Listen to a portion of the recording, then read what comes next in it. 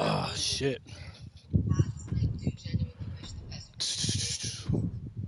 You wanna do the due diligence? Where the fuck that is? Are we on? Mm-hmm. For real? My shit. Oh, there we go. Wait, hold on. Hold on. Hold on. Yeah, we're good. We're live. Yeah. Alright. I didn't know we were live. Oh shit. Oh, brother. Oh, Good ass water. I can fucking tell.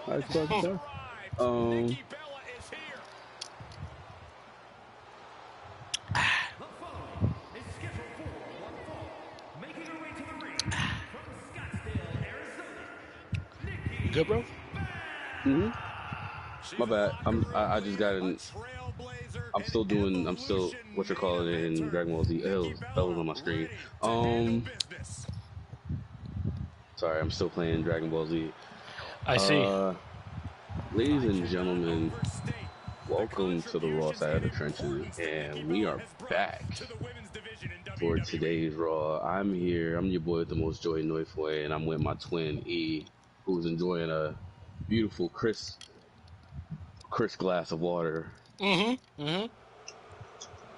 Especially in this heat, man. You gotta stay refreshed. You know, us poverty niggas, we ain't got water right now. Well, goddamn. Nah. But if you've been reading the news lately, for those who are like in certain areas of Connecticut, please be careful. They're saying that there are something going on in our tap waters, so just be careful. You know, if you use that filter, it's a good time to start using it. But aside from that, you know, how's everybody? Hello everybody. Fucking hell. Aside from that, yeah, how you doing, twin? How's everything? Good. Same old. My last day, my little vacation, so I'll go back to work tomorrow. Well, you know, everything's all good. I'm ready to have another Monday Night Raw review with you. You know, as everybody can see in the title, the word of the day is called Heartbreak. No Shawn Michaels. No Shawn Michaels, because today we will get to that later. Nah, one of the most boring segments I saw in my life.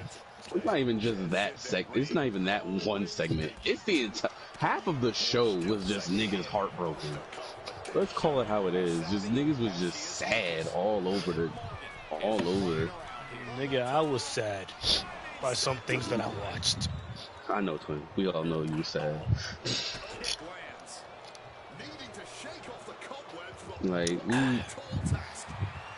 we listen. Today's word of the day is heartbreak for this segment, because golly, there was so much of it. It's ridiculous. There was no need for it. That's how bad it was. I mean, is it that one segment in particular, or like? It's just the entire. It's the entire show. The entire half show? Of the show was. Wow. Most of the show was nothing but heartbroken niggas everywhere. Like, it wasn't even supposed to be that deep. Like, shit, we had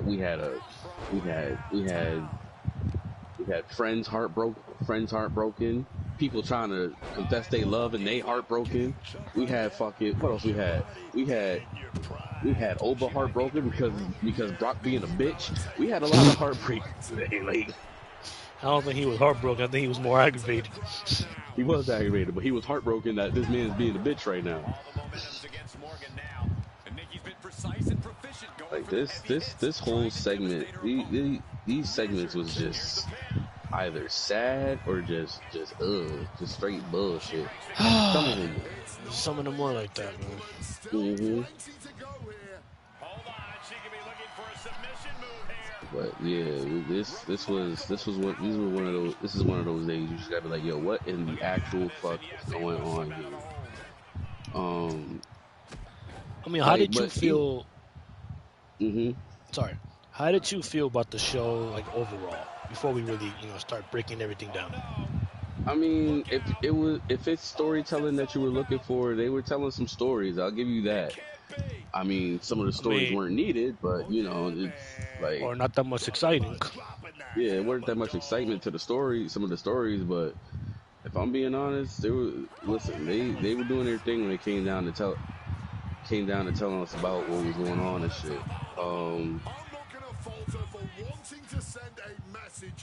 One thing I can honestly What are you say, crawling to? she doing too much. One thing I can honestly say though, What's up? the segment that you were just talking about was the funniest shit in my fucking life. I'm not even gonna cap. Like, Oh man, let's see what you find funny about it. God, knowing you and your sense of humor. yeah, nah, I found so much funny about this. But we started off, we started this segment off. We start this show off with them telling us who's here, like usual. They tell us who's here, and Oh they no, let I us wish they know would just change what that shit, bro. that's their way of letting you know that you're in for a treat, I guess. But Right. We're either mhm. in for a treat, or we're either in for some fucking bullshit. The camaraderie. But My gosh, they're fucking. that's them telling us what's going on. But basically, so what happened today was, right, they decided to start this show off with Brock. We started the show off with Brock Lesnar, and Brock is out and he's with Paul Heyman, and they're coming out and they're talking and they're getting to the ring, but you see behind Brock Lesnar and Paul these The police Dallas officers, PD. the Dallas police officers, and I was pissed at this segment actually, because here's why I was mad. Most of these niggas was as tall as Brock Lesnar, right? And then they had the little black nigga in the segment, like, bro, Wasn't he bald? bald nigga, like the little midget nigga, like, Wait, the it's one that like, Oba bro, threw out of the ring, right? yes, like the first man.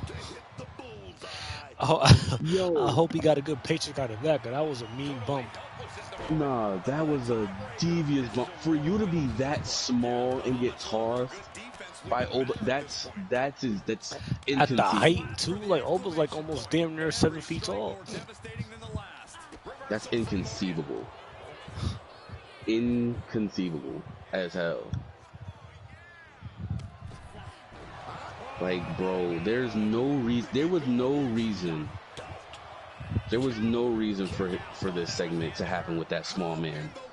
But basically what ends up happening is they're talking about how basically Paul Heyman's basically saying that Brock isn't just ready for Hell in a Cell. He's obsessed with Hell in a Cell because of Oba. He's obsessed with Oba.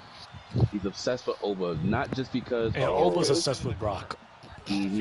but he also says some bullshit.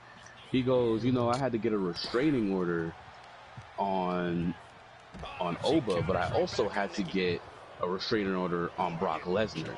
And Brock was so flabbergasted at Brock first. looked at this man like, really? Moi? Me? And in my head, I'm like, yes, you nigga. Like, what the hell? Like, you're not, like you're not special. Like, Brock made it seem like this wasn't a needed moment for him. Like, and we get this moment of Brock looking flabbergasted because Paul Heyman's like, oh, you know, I had to do this because of Brock Lesnar. I had to do this because when Brock Lesnar gets like this, he's at his most dangerous, and I had to get a restraining order just in case. But I know, and he says, this is where he says the bullshit. He goes, I know Brock will own up to it and not do anything crazy because he is a law-abiding citizen. And Brock's attitude just changed. His whole attitude, like, you see, yeah, and you can see Brock Lesnar's face, like, yeah, you know me, I'm a law-abiding citizen. Last time Brock was a law-abiding citizen, I was in diapers.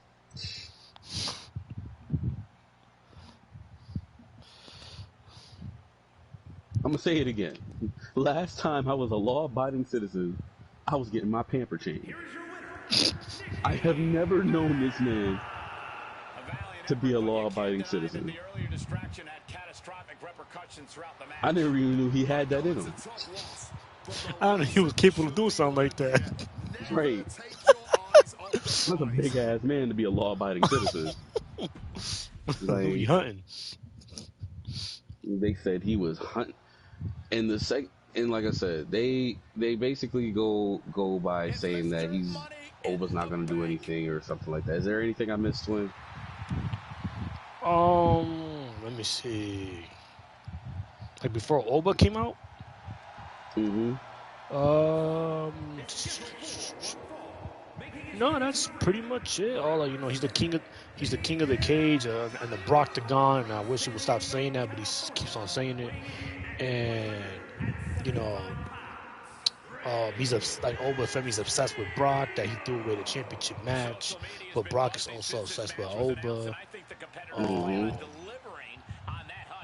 You see, yeah, Brock is also obsessed with Oba while he's training and hunting. He just wants to be Oba inside Hell in a Cell. And yeah, and then the restraining order, and Brock's a law-abiding. So you got everything. Yep. I'll just have to go through it again, but yeah, you got everything. So yeah, basically, like I said, the restraining order is happening and all that. And as this is as they're about to, I guess, make their exit or something like that, this is where our boy comes out. Our boy Obafemi comes out, and he comes into the ring.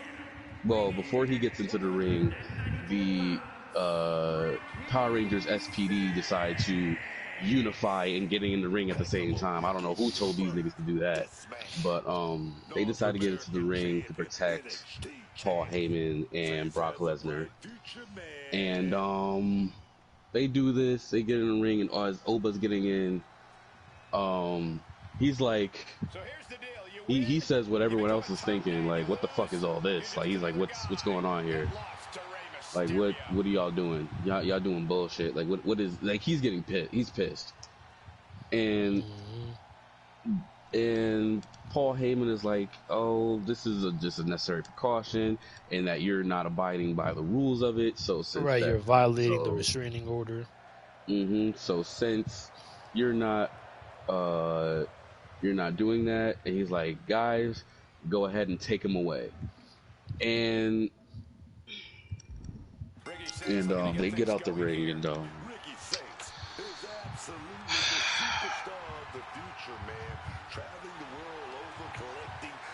they let the midget go first. I'm a little person. They let the little nigga go first. And I'm still mad about this, because 4 tall ass men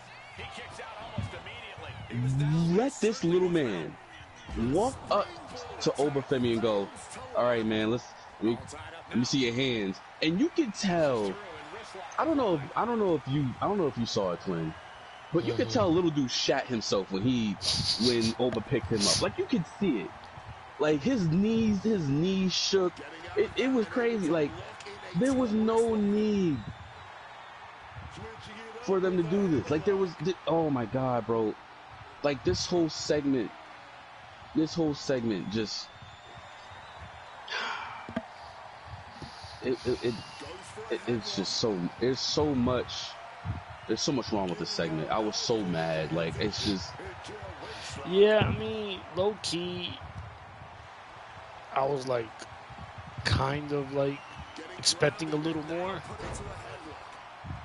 I didn't know we were gonna have a restraining. Bro, low key. If you really think about it, right?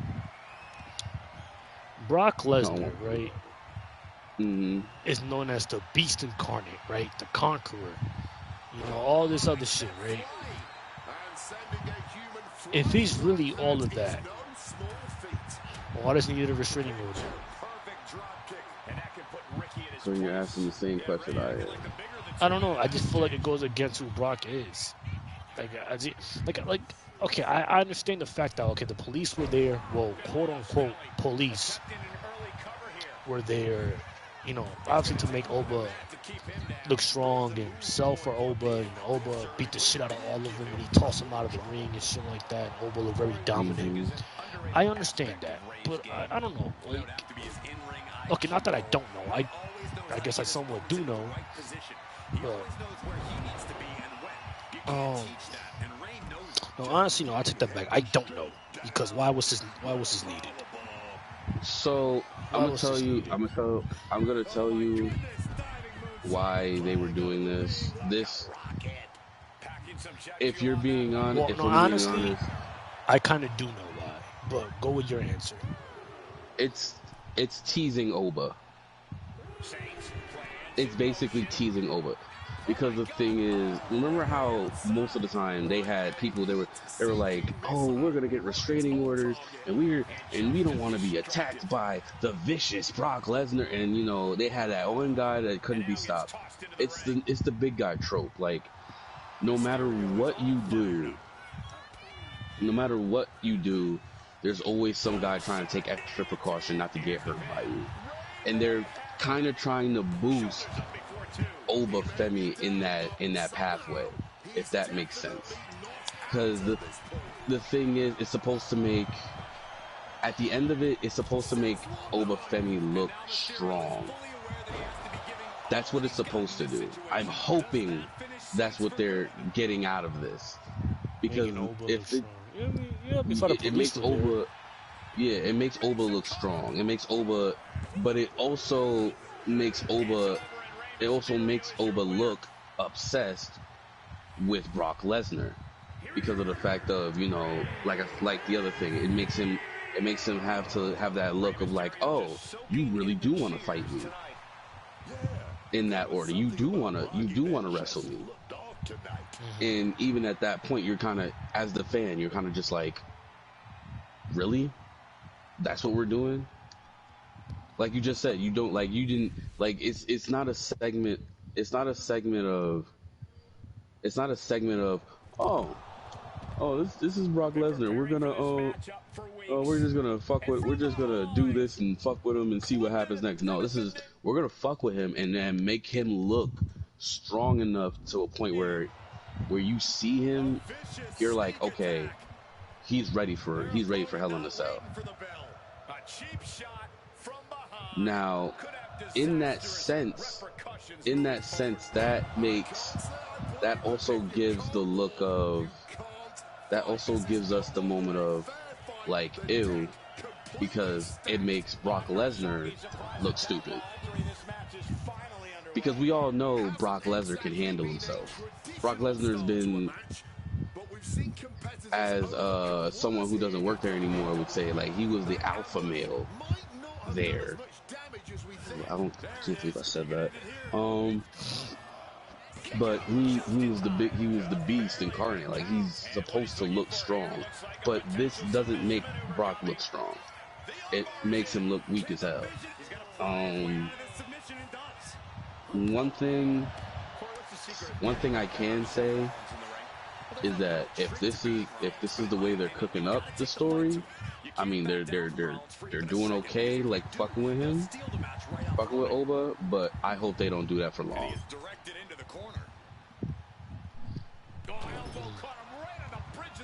The way how I was looking at it is, it's not really like so much that they're teasing Oba. I think it's really they're teasing us, the fans,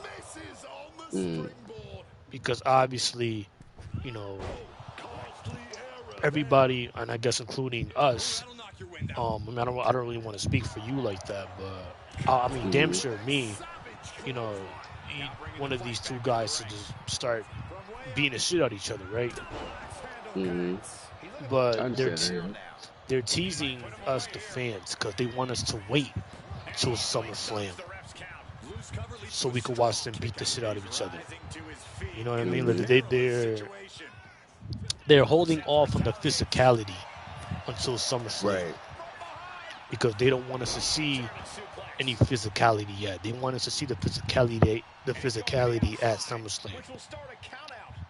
Mm-hmm. And I think that's what they were doing with this whole thing. Just keep us fans on our toes. I mean, I would hope so because of Right, the especially because their third match is inside Hell in the Cell, which is bigger than like the first two matches. Yeah, no, I would hope so because the thing is that we all know, like, we all saw Brock Lesnar come in and low blow him, and it's like, you low blowing someone is crazy. Like, I even looked at it like, I even had to look at it like, wait, did Brock Lesnar just hit him in the nuts? Like, seriously? Speaking of the low blow, these Mm-hmm. people, man. Remember how last week, right? No, 2 weeks ago, when he was like, "Oh, talk shit, get hit." Yeah. They just made a whole T-shirt out of it. Yeah, nah, that's insane. That's insane. Talk shit, Like get hit is crazy. they really make a T-shirt out of anything now, bro. Out of for real, nah, you're not even lying. You're not even lying. They literally just like make a T-shirt out of anything. Whatever kind of slogan you have, all right, we're gonna market that. Mm-hmm. Like you know Cause what's the worst thing they ever made, bro? The most egregious T-shirt, one of the most egregious T-shirts they ever made. what's that? So I don't know if you remember, but remember when? No, I'm pretty sure you remember. But do you remember when Randy came back at Survivor Series 3 years ago? Yeah. In War Games. Mm-hmm. And then obviously, Punk came back after him. Mm-hmm. Okay, so remember the next night on Raw? Yeah. It was the first segment, and he had that segment with Rhea. Right. And he was telling. Oh my God! And they made the Daddy's Back shirt. Yep. I remember that.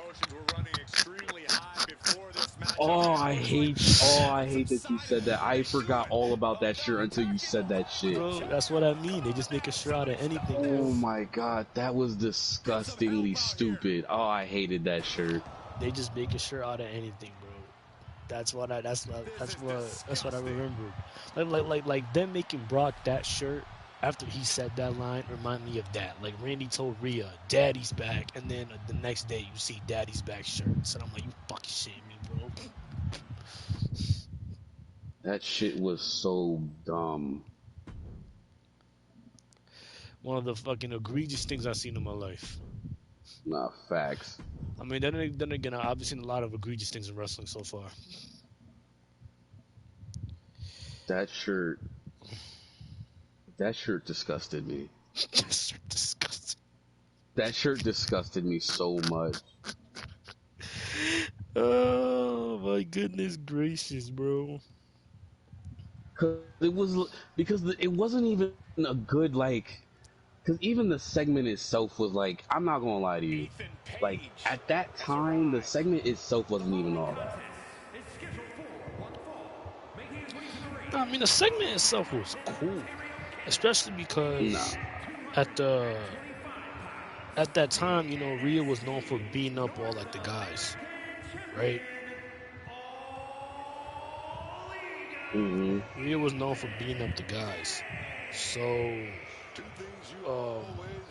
everyone wanted her to get RKO'd by Randy. But that's everybody. See, but that's the thing though. Everybody wants see a RKO by somebody though. Right. But like, I'm just saying, like at that moment, it was cool because that's what everybody wanted to see, and I'm like, okay, this is a cool segment.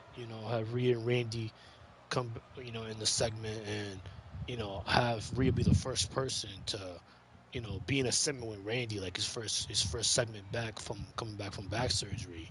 So I thought the segment was fine. I thought it was. I mean, Yeah, I mean, it was fun. It was also cool in a way, because there was that, playing playing a factor into it at all. Will he RKO her? Will Randy get Rhea an RKO? Will Rhea finally get a taste of her own medicine after beating up all the men? Because she beat up Tozawa in the match, and she freaking body slammed Luke Gallows, which is very impressive, by the way, because Luke Gallows is a big dude. But she was doing all that shit. No, no. Listen, when she did that to Luke Gallows, I sat there and that's when I fell in love. I ain't gonna hold you. That was a moment in history for me. I ain't never fall in love with a woman. So, no, you right. You absolutely Rhea. Nah, listen. That shit was fire. But yeah, so when he said the line, I'm like, okay, all right. And then the next day you see a shirt, and I'm just like, I hate y'all. Nah, but anyway, but anyways, we started talking about the shirts and shit. Right. Because after this, Oba. No, we didn't. Wait, We didn't finish. We're not done yet. No, because Oba has shit to say. finished. Oba has shit to say. Yeah, Okay, Oba had right. some shit to say. So after Oba gets done beating up the bullshit SPD, SPD emergency, freaking he gets on the mic and he's like, bro, what are you doing? Like this isn't even you. You're low blowing people. You're getting restraining orders. You're getting security. Like he was pissed. Like he's like, bro, you're not even you anymore. Like you're not. Right. You should run this place.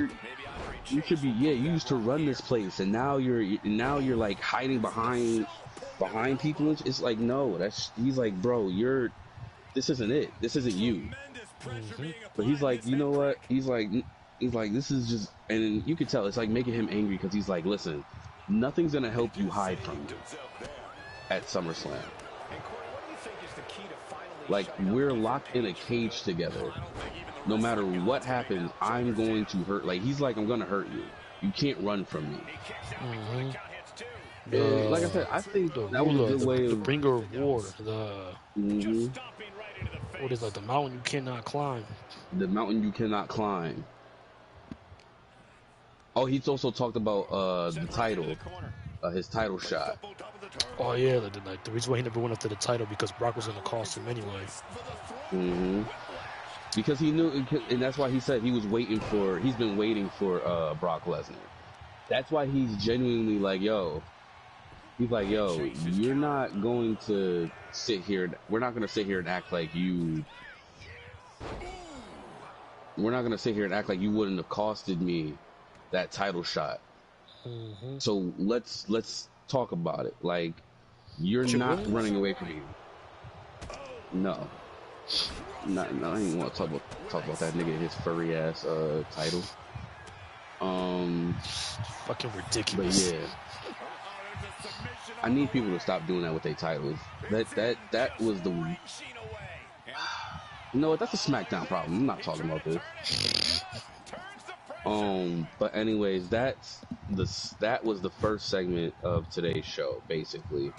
And after that, what was it?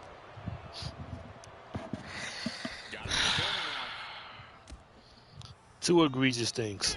Well, one of them was egregious. So the first thing is Michael Cole says on commentary, we're gonna get these videos of the history between Seth and Roman. Oh, that bullshit, yeah. No, this I didn't mind. It's what came after that, which got me upset. So we see chapter 1, it's the Shield, right? When they debuted as the Shield and yada yada yada, right? And before you even go in, can you believe that they actually showed Jon Moxley? They're supposed to. No, but there's a reason I'm saying that. Because usually when they do videos like this, they never show Jon Moxley. No. They never show him at all. Like at first, because there is a time where I'm like, oh, okay, they got the shield, they're showing the shield and all this other shit. I'm like, okay, cool. But I look, and I'm looking in the background because usually they try to cop him out, and I'm like, oh, okay. I mean, this time they actually showed him, and I was kind of sitting there like, whoa. No, I wasn't surprised because they mentioned him before. Like, I think Seth has mentioned him in the promo before. John Cena mentioned him in the promo before against Roman Reigns. So they mentioned Mox before. I think even one time. Dean Ambrose. Well, no, Seth mentioned him as Mox, and John Cena did say Dean Ambrose. And I remember one time when Pat McAfee was doing commentary. I think he also mentioned Mox one time. I think it was at WrestleMania 40, I believe, during one of the main events. I don't know if it was the tag team match or the night 2 with Cody, but I know he mentioned Mox too. So they mentioned Mox before. So I wasn't surprised when they showed him because it's not like I get it. Like, obviously Mox works for the other company, but it's not like him and WWE really fell off on like bad terms.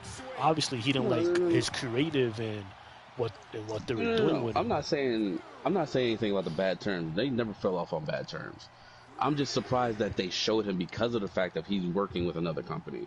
But I'm guessing that's their way of like letting go and like making it better, possibly. I mean, well, I guess, but the thing is, in a way, like, I'm not saying they have to show him, but in some kind of weird way, they have to show him. Like, even if it's just for a second, they have to show him. Because you can't talk about the Shield without mentioning Mox. Shit. Like, I get it, yes, it's Roman and Seth is their feud, but when you talk about the Shield, remember, it was 3 men. Yeah, no, but that's what I'm saying. It was Mox, Roman, and Seth. It's like talking about the four horsemen, and you leave out Arn Anderson. Like, no, you gotta talk about all 4 of them. They were all in the group. No, my thing about it is this. It's like whenever they do talk about the Shield, it does feel like they're leaving out Jon Moxley. Like, I'm not even trying to be funny. I mean, like, it definitely feels like they leave out Jon Moxley.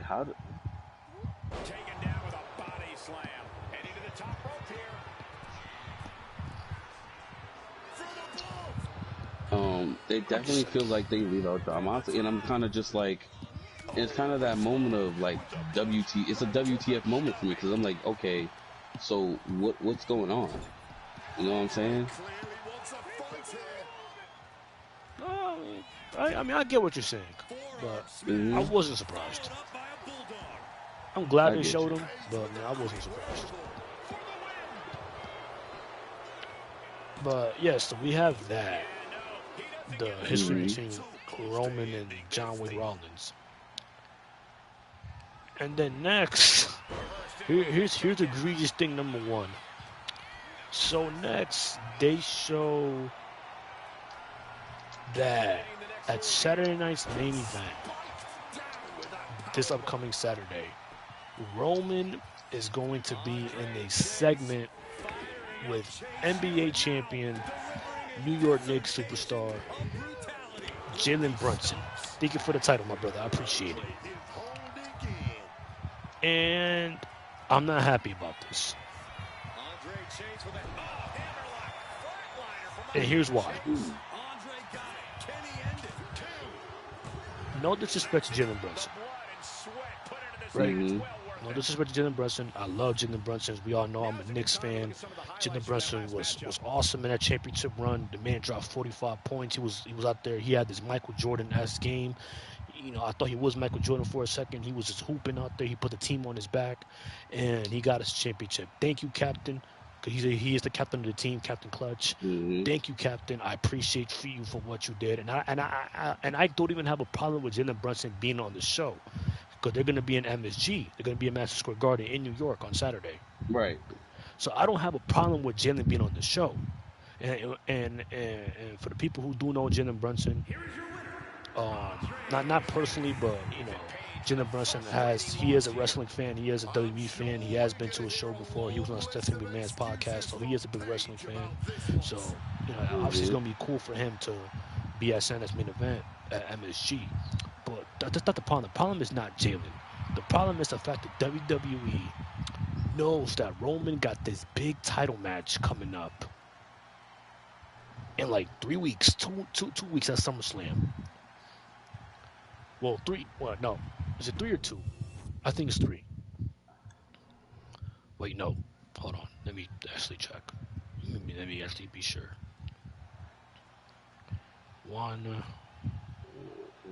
2 weeks. 2 weeks. But let's say like 2.5, because we got this Saturday, the 18th.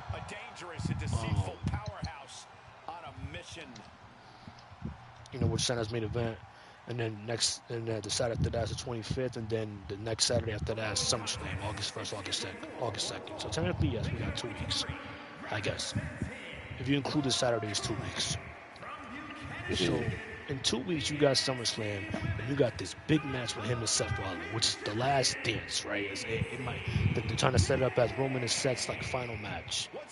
And on the Saturday night's main event leading up to that, where you need to do something big to really like try to get the fans hooked onto SummerSlam, because right now, from what I've been hearing, ticket sales are not that doing great, which I'm not surprised because the stories have not been that great. But you need to do something special for SummerSlam at Sunday's main event and try to get us like really invested into the show. Right. And WWE Creative comes up with the idea. Oh, you know what? You know what can get people more invested into SummerSlam, and people more invested into one of the main events of SummerSlam, which is Roman Reigns versus John McRollins. You know what we should do? Let's put Roman in the ring with Jalen Brunson. Pow! You fucking shitting me? You said that. I thought it was because they were trying to do some. I thought they were just doing a late celebration on the Knicks. We already had enough celebrations. I've been celebrating since day one. I know, but I'm saying I thought they were doing a late ass celebration, like they was doing I don't know. A few days too late type of celebration. Listen, maybe it is. I don't know for sure. But the thing is, bro, why are you putting Roman in this? I think why is Roman being in a segment with Jalen Brunson? From what it seems like, we don't know for sure. But from what it sounds like, and from what it seems like, because Roman's inviting Jalen Brunson to Saturday night's main event this Saturday, it's like you're gonna put these two in a segment, and I'm just like, bro, this man got a big title match coming up, and you want to put him in the ring with Jalen Brunson? How is you putting Roman in the ring with Jalen Brunson leading up to SummerSlam is going to get me more invested in his match?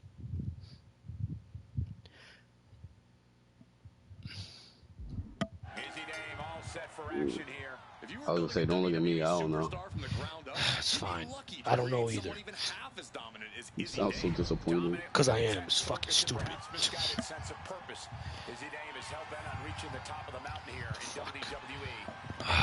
Let's hope it's not that.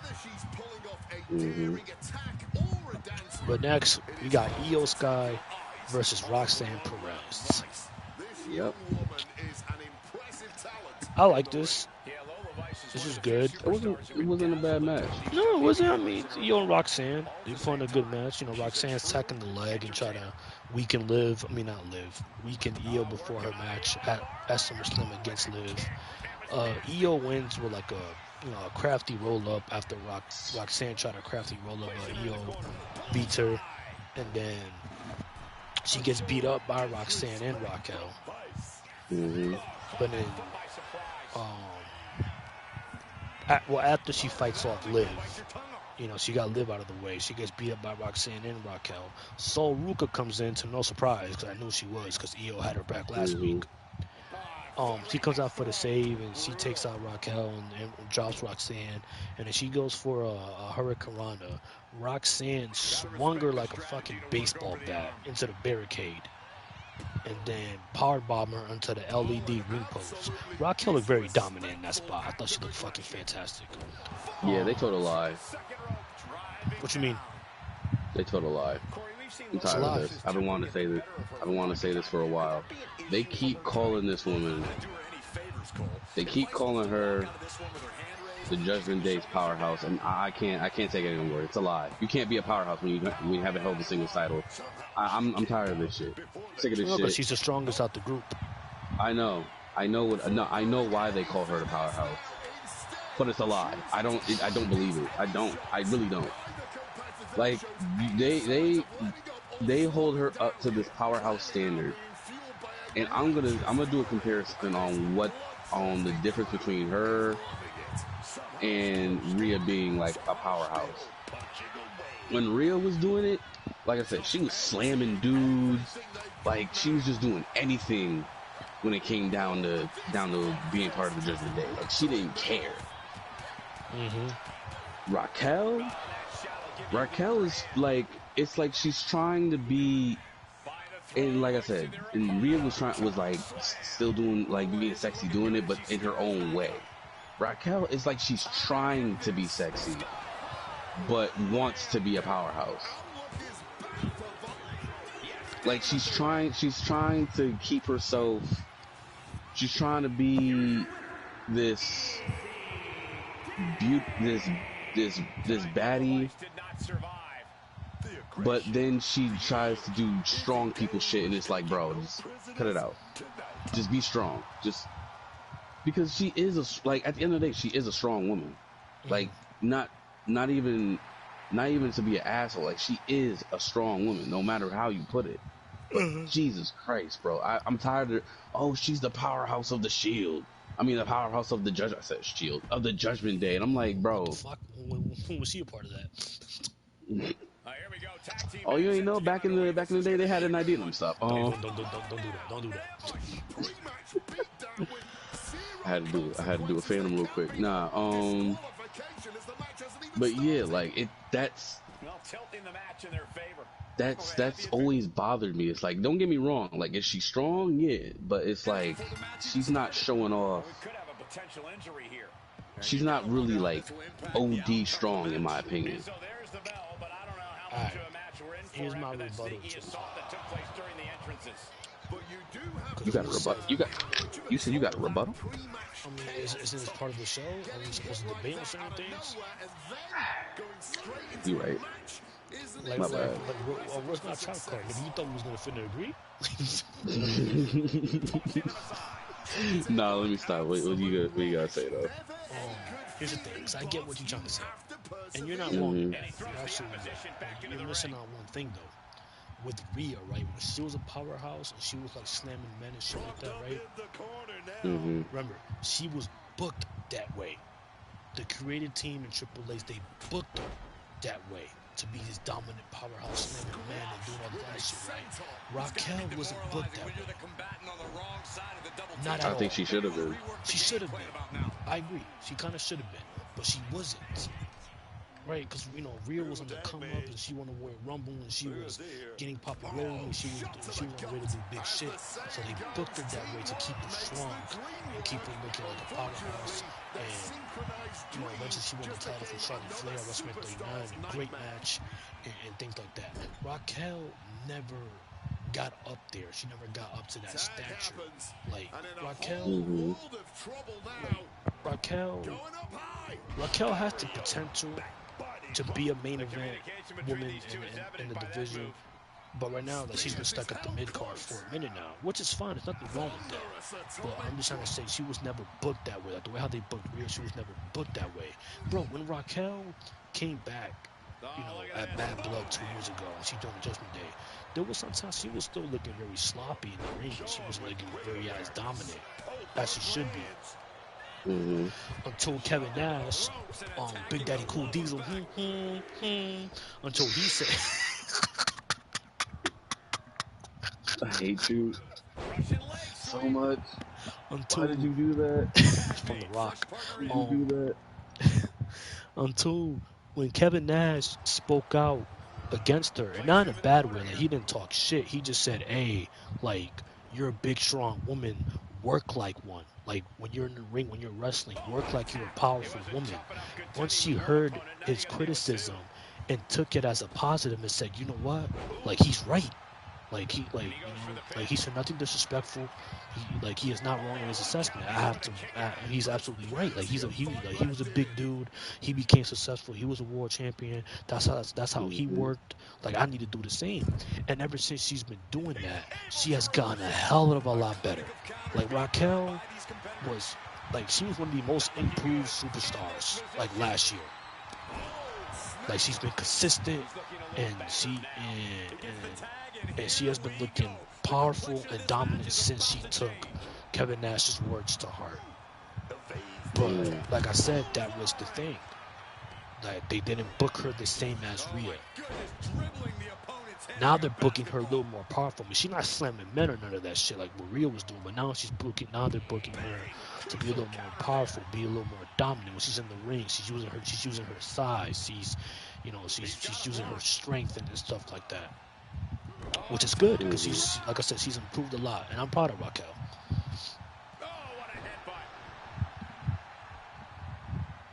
But going back to this debacle here,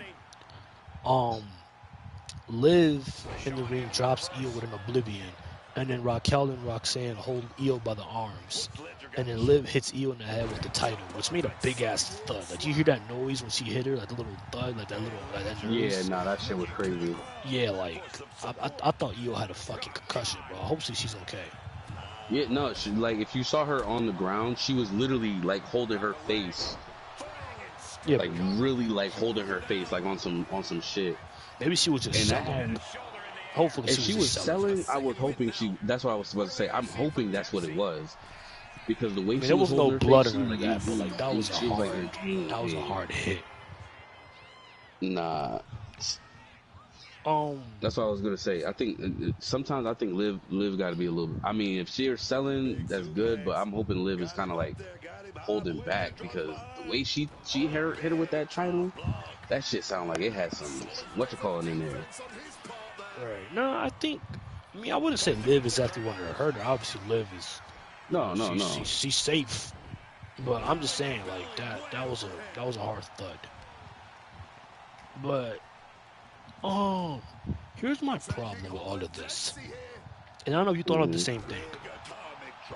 What's that? One of the main issues I have with like Liv Morgan and her feuds, even though I kind of expect it, but at the same time I'm kind of tired of it in a way. Where it's like, okay, it's insert name against Liv Morgan, right? Whoever she's facing, right? Like the Judgment Day's always got to get involved. Like it's like whoever Liv faces, like they have to go through the Judgment Day before they get to Liv. You know what I mean? So you want to know what that is? You want to know what it is? I've been actually wanting to say this. It's kind of like Roman Reigns. Yes, with the bloodline sometimes. Yes. With the blood, yeah, like with Roman Reigns. And like I said, not to cut you off. Like I'm used to it. I get it. Like it comes to the territory when it comes to Liv and stories. Whoever her opponent is, they gotta deal with Raquel. They gotta deal with Roxanne and shit like that. And I get that. And I know more than likely at SummerSlam, they're probably gonna interfere in the match and shit like that. Like I get it. It comes with the territory. But sometimes it just gets a little tiring. Like, damn, can we tell like a different story going into these matches? Like instead of just like with Stephanie and Liv during the WrestleMania build, like it was just them beating the fuck out of each other. But like the Judgment Day was barely involved. They were involved like a little bit, but it was just Liv and Stephanie just beating the tar out of each other, which I thought was great. That's what I was gonna say. Now the match sucked because it only got 6 minutes, and there was nothing memorable in those 6 minutes unless you look at Roxanne's the skirt that fucking Roxanne Perez was wearing. That's the only thing that was memorable about the match. But what? No, I was agreeing with you. But yeah, I just wish sometimes these things were a little different. But real quick, before I let you talk, I got a hot take. Really just laying it in. Hank is taking charge. Walker's really turning it up now. Yeah, that's it. So on to the next thing, and then let me stop. I was Let about me. to leave. No, let me stop. Let me I stop. don't know why. Oh. I don't know why when you did that, my whole body was just like, just leave. You don't got to deal with this no more. Just go No, ahead. You no, have let me nothing to stop. do. No, no, no. Real shit, real shit, real shit. My hot take is I have a feeling.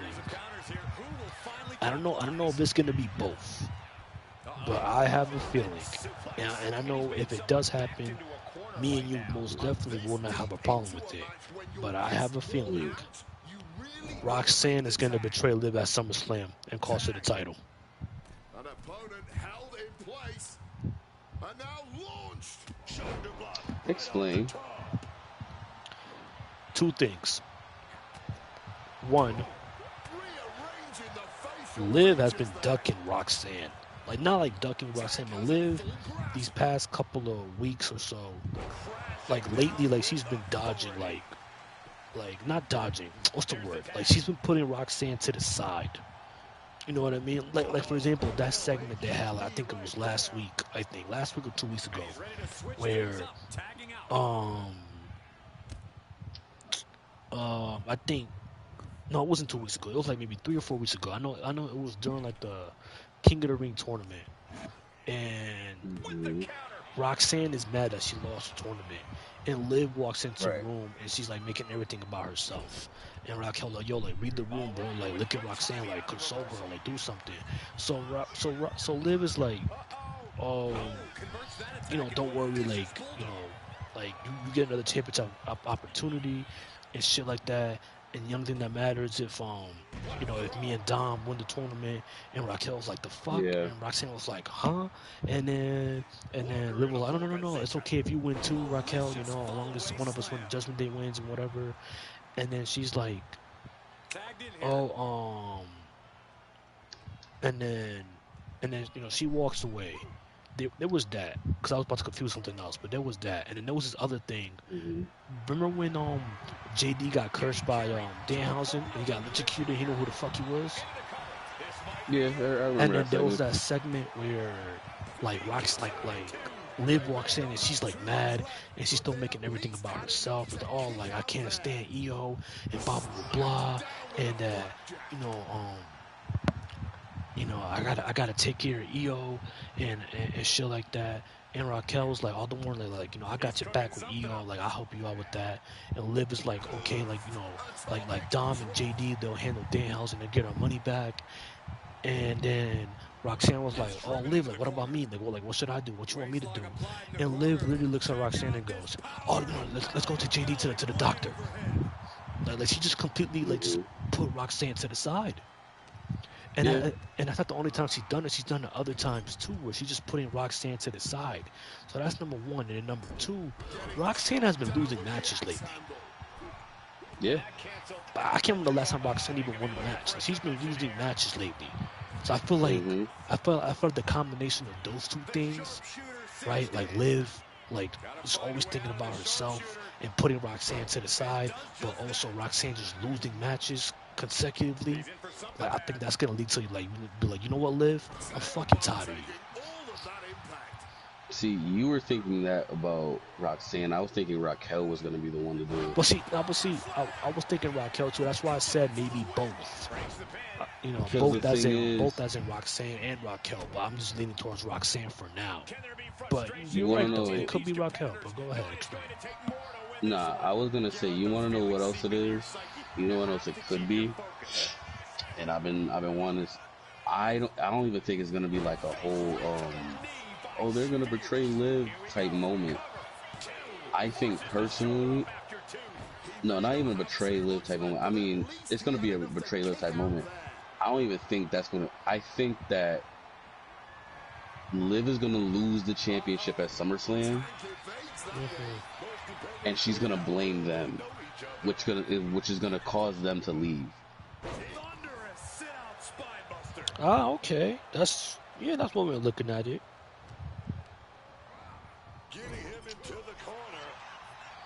Because the thing is that when she, like I said, when she was already worrying about trying to when she was already worrying about trying to get everything going and stuff like that. The first thing she kept, every time she got a chance, she'd sit there, like you said, she would sit there and go crazy, talk about some, oh, I need to do this, I need to do that, we need to get ourselves, we need to get together and find a way for me to hold my championship. And like you said, Raquel's like, bro, do you not see what's going on? We kind of in a struggle. Mm-hmm. And like even with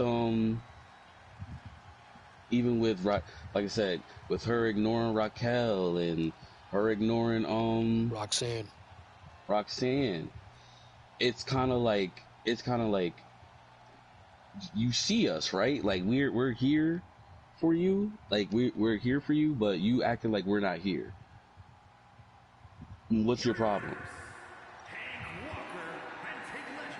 So it kind of, so like, not only does it feel like she's gonna like do that, but it also feels like it's gonna be a moment of like, okay, yeah, you can keep your title, but you know, if we're a family, like you said, we're all supposed to do this together.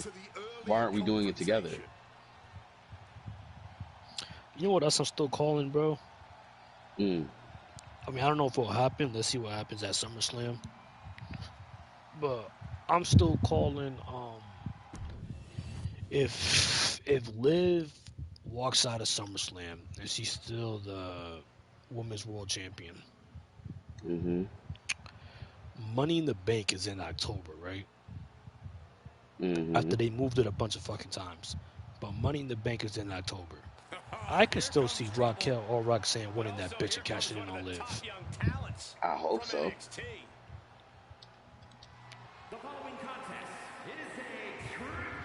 I can still see it. I really do hope so. I can definitely still see it. Because that would be a golden segment right there. Expeditiously. Expeditiously. Indubitably. Ew. Not indubitably. Alright, after this, we got egregious thing number 2 / the heartbreak.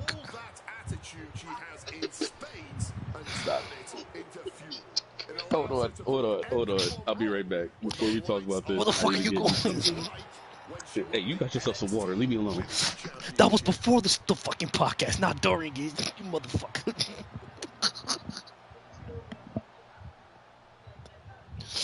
Oh, this guy, bro. This guy. You gotta love Twin, man. Twin will always be Twin. Let me check the chat real quick. I don't think there's much really going on. Not a fucking damn thing. It's cool though.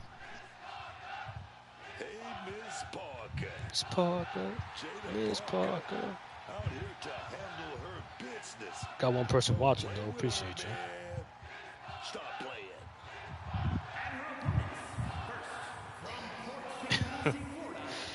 Oh, this guy. But see what Twin thinks about this. I don't want to talk about this low key. Hey, I'm back. I don't want to talk about this. I'm glad you're back, but I low key don't want to talk about this shit. I wanted to talk about this shit because this shit is fucking hilarious.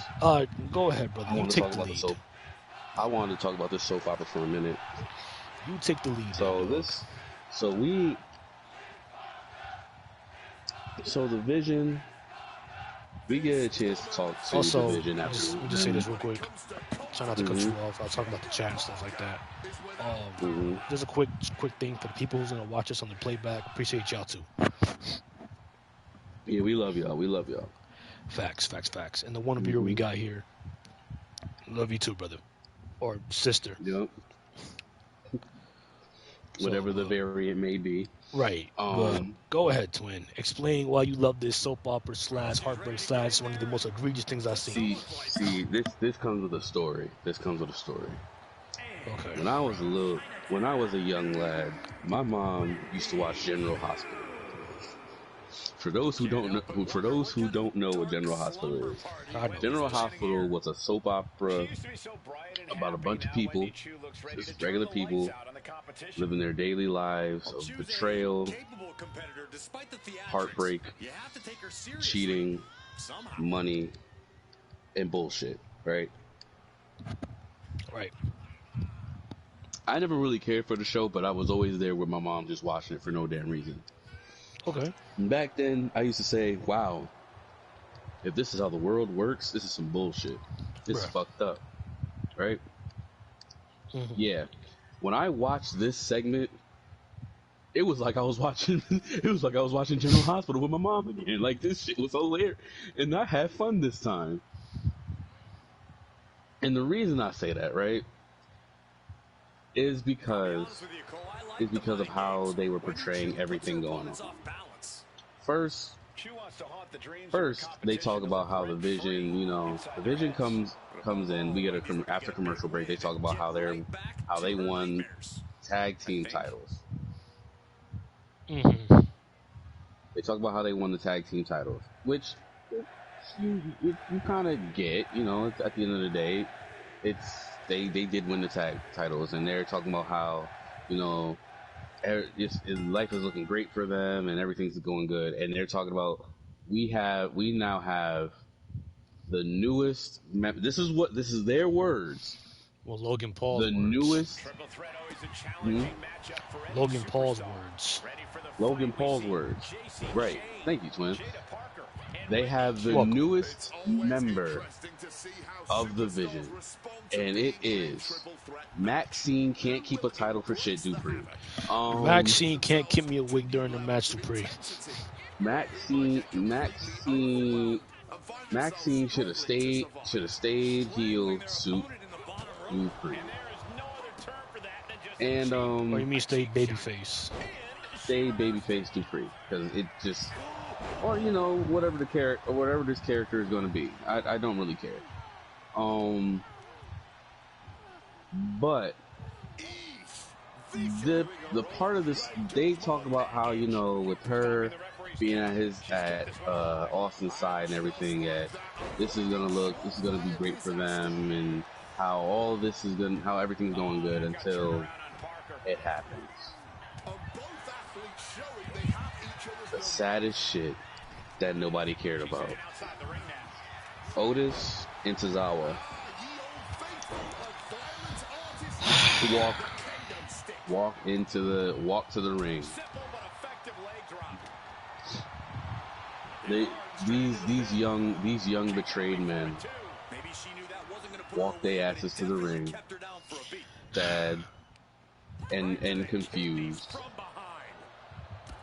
And what ends up happening in this segment, they're walking, and you see Logan, Braun, and Austin laughing at them. Like, this is a high school soap opera moment. Like, they're just like, look at the nerds. I'm like, yeah, look at the nerds. But and if you didn't see this coming, it was coming. If you didn't see this coming, you're blind as hell. This was coming. It was. Because the thing was, Tozawa comes in. They get up on the top, and he says, "Maxine, can we talk?" And again, these three niggas is just laughing at them. But Maxine says, "No, let me talk to them." Right, while her mic was like acting weird as fuck. Like, she was sounding very low. Yeah, she was very low. It was really weird. Then they fixed it. Mm-hmm. But it didn't help Tozawa's voice. But Tozawa sounds like a fucking depressed husband. Because she goes, "No, wait, let me talk to them, blah blah blah," and she goes to talk to them, and Tozawa is kind of like, "Yo, what's going on?" And Tozawa, in a very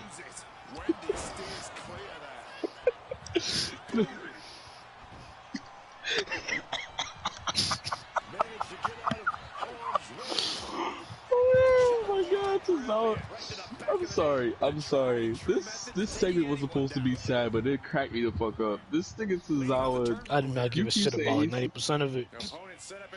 you keep saying Tozawa sounded like a depressed husband. I keep hearing Tozawa sounded like a little kid that just got his bike taken away from his parents.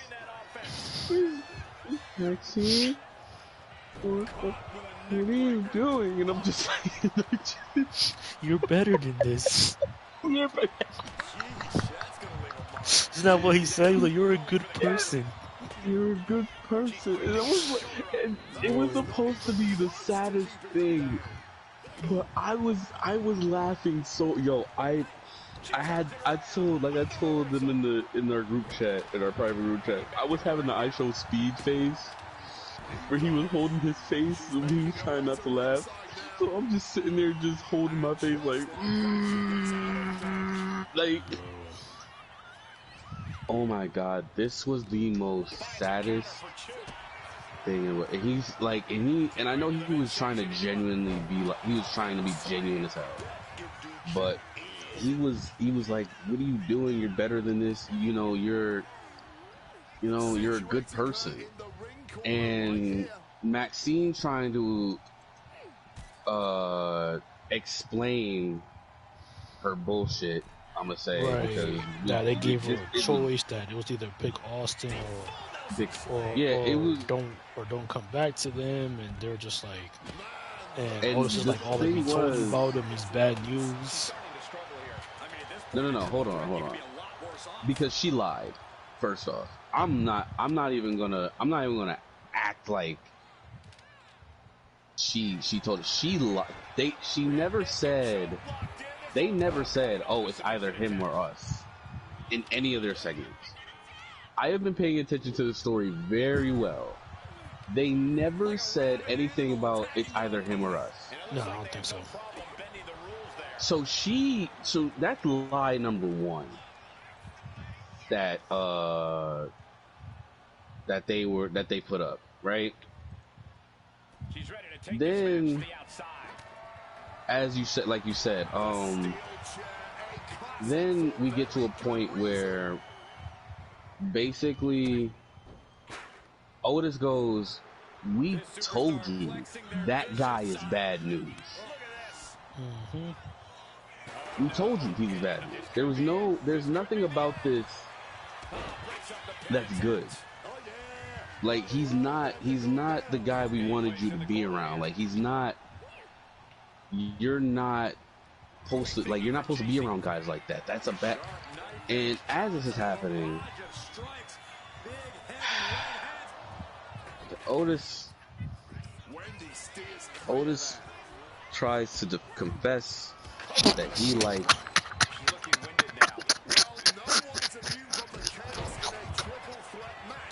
I don't know why that shit popped me. Otis is confessing his love. I don't know why that popped me. I'm such an asshole. I don't know why that popped me, bro. I don't know why that had me laughing. Otis is trying to confess his love. Man, y'all didn't give a fuck about that shit. I don't know why it had me laughing right now. Otis is trying to confess his love. Oh, what the fuck is wrong with me? To Maxine. And then this bitch ass nigga Austin Theory starts fat shaming this man, bro. Wait, hold on. Let me get through this, because this needs to be said throughout the entire thing. Go ahead. As Otis is trying to confess his love, you see Tozawa looking at him like, bro, go ahead.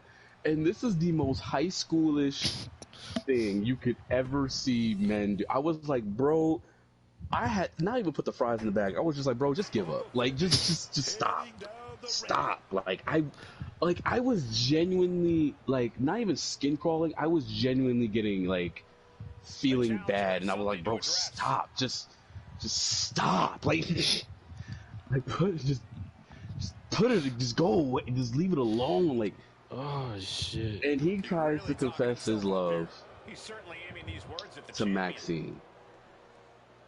And as he's doing this bald dickhead Austin Theory intervenes. He intervenes, bro, And it's like, whoa, wait a minute, everybody stop. Are you about to confess that you like Maxine? And Maxine is like looking at, Austin, like, please don't do this, They listen, they're really good friends. And With a statement like that, I'm excited to see what the future holds for him. Yeah, man. Maxine is playing, and if you don't know, Maxine is like playing a part. Just throwing that out there. Maxine's playing a part, and it's giving off, and it's like I said, it's giving off just some really bad vibes. Like, she's supposed to be giving off this, oh my god, please don't do this to my friends. And I was already lie number 2. So yeah, Austin's like, yo, he's giving them the rundown, like, yo, she don't want y'all. She doesn't want to be friends with y'all. But he was body shaming that nigga, though. He was like, he was you're body fat. You're fat, you're gross. You're a loser. You're a loser. Bro, you probably go to KFC on every day. I like, he was saying for that man to say that. I don't know if he said, but I don't remember the KFC part. But I thought he was. No, he didn't say the KFC part. I thought he was gonna say that he had sausage fingers or some shit, bro. Nah, he was really like just body shaming this man low key. Not even low key, high key, bro. He was high key body shaming this man. And Otis said, "I had enough." Yeah, Otis. Nah, the thing was, he was like, yo, get your fat ass out of here. Nobody wants you. Nobody likes you. Nobody cares. You're fat. You're ugly. And like you said, Otis didn't stop giving a fuck. He started going crazy.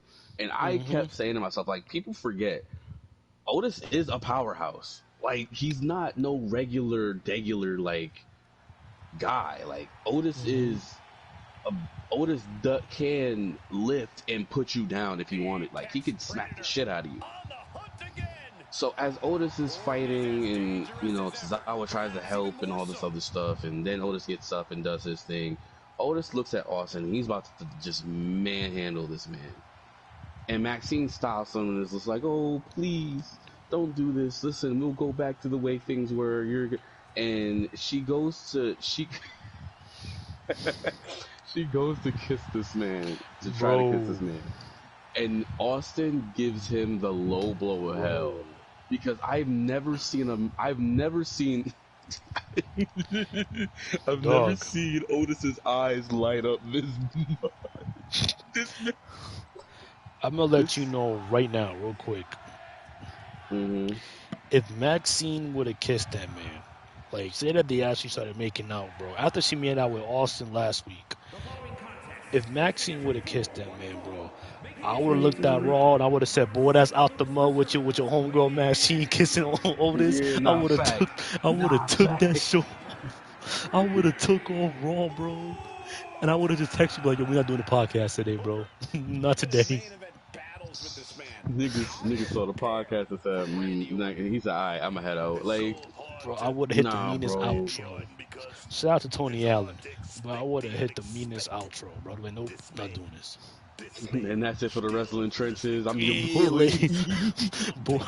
boy, that's the wrestling trenches. I'm your boy E with no voice. I'm not even on the chat. But like I said, she goes to do that, and this man's eyes light like you. I never knew his eye color. That's how much I pay attention.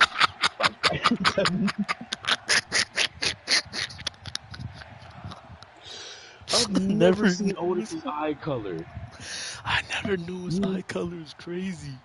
Nah, being for real, yo, I've never seen this man's eye color. So to he's really on TV to begin with. No, because one of the most methodical superstars. That man in catering, bro. Serves a purpose. Always a threat with the 3 most shit. Keep going, bro. Nah, but they basically get to jump in. She's basically holding his face and telling him, "Oh, I never liked you. You guys are holding me back," and all this regular evil shit, just to his face and everything. He's just like, yo, you can tell he's getting just heartbroken while this is happening. And this isn't even like, and this is the part where I'm not even gonna lie, I kind of started feeling bad. Like, I genuinely Bro, started feeling Tozawa bad. come in there, bro. He got speared in half by Braun, bro. Nah, Tozawa got speared. That was He got the nasty. spear from hell. That was nasty. Like Tozawa ended up getting speared to a point where it wasn't even like that good. It wasn't even supposed to be that type of spear. It was like a spear meant for like. It was a spear meant for like. It was a spear meant for niggas on a football field. Like, that's how deep that shit was. I have a vision that these two men are ready to dominate. And so, you know, now they're just beating up Otis. Poor Otis, man. I feel so bad. This man was just getting done in, and they were just like beating him up. Got hit with brass knuckles. He got hit with brass knuckles. They bullied, like, this is worse than the comic I was reading on Webtoon.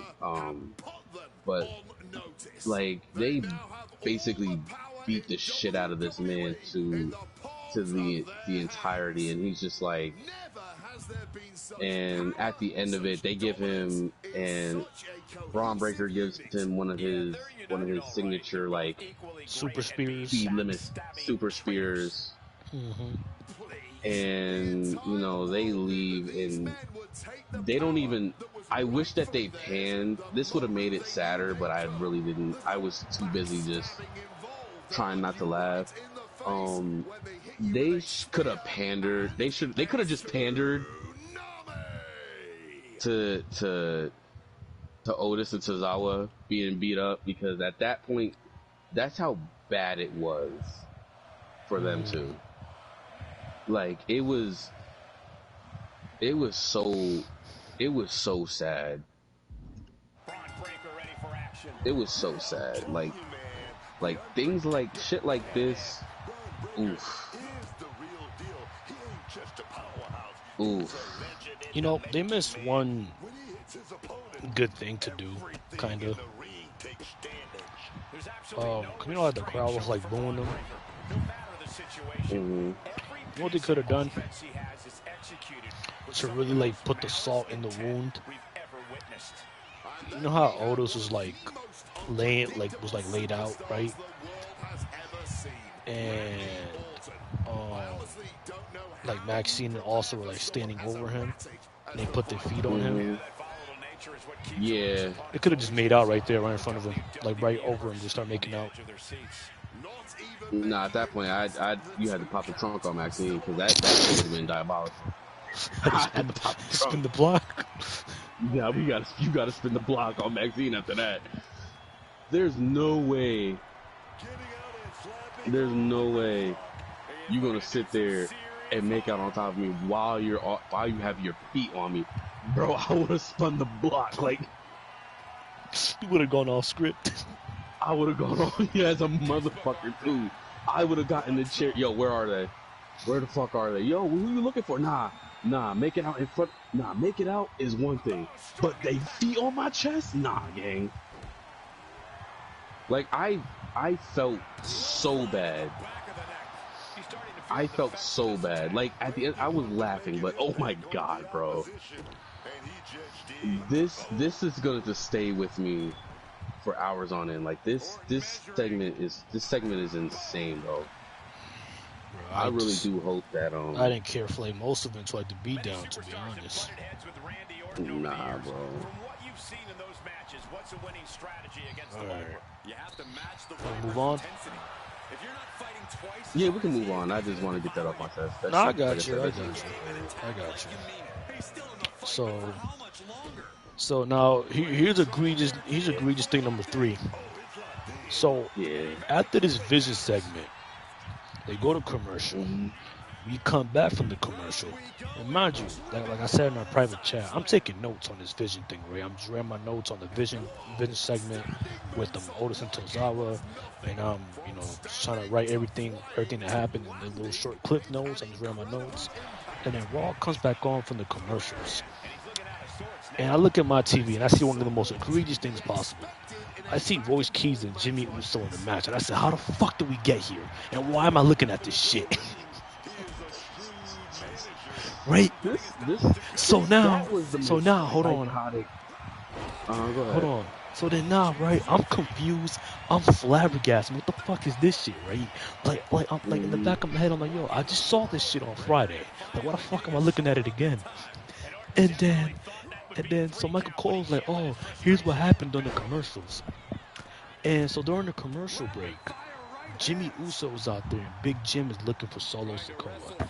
And Royce Keys comes out there. He jumps in from behind. They brawling on the ramp, on the aisleway, going into the ring. They're brawling.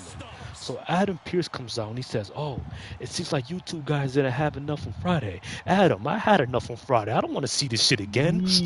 Don't speak for both of us. We had enough on Friday. We had enough on Friday. We don't want to see this shit again. But Adam can't hear my dumb ass from fucking Connecticut. So Adam's like, here you go, here's the match. So we get Big Jim versus Royce Keys round 2. After we got this match 3 days ago on Friday Night SmackDown. I don't know in what right mind they thought, you know what, Royce Keys and Jimmy, yeah, we gotta run that shit back. That shit was clean. No! The match on SmackDown, it was okay. But like, the fuck are we running this shit back for?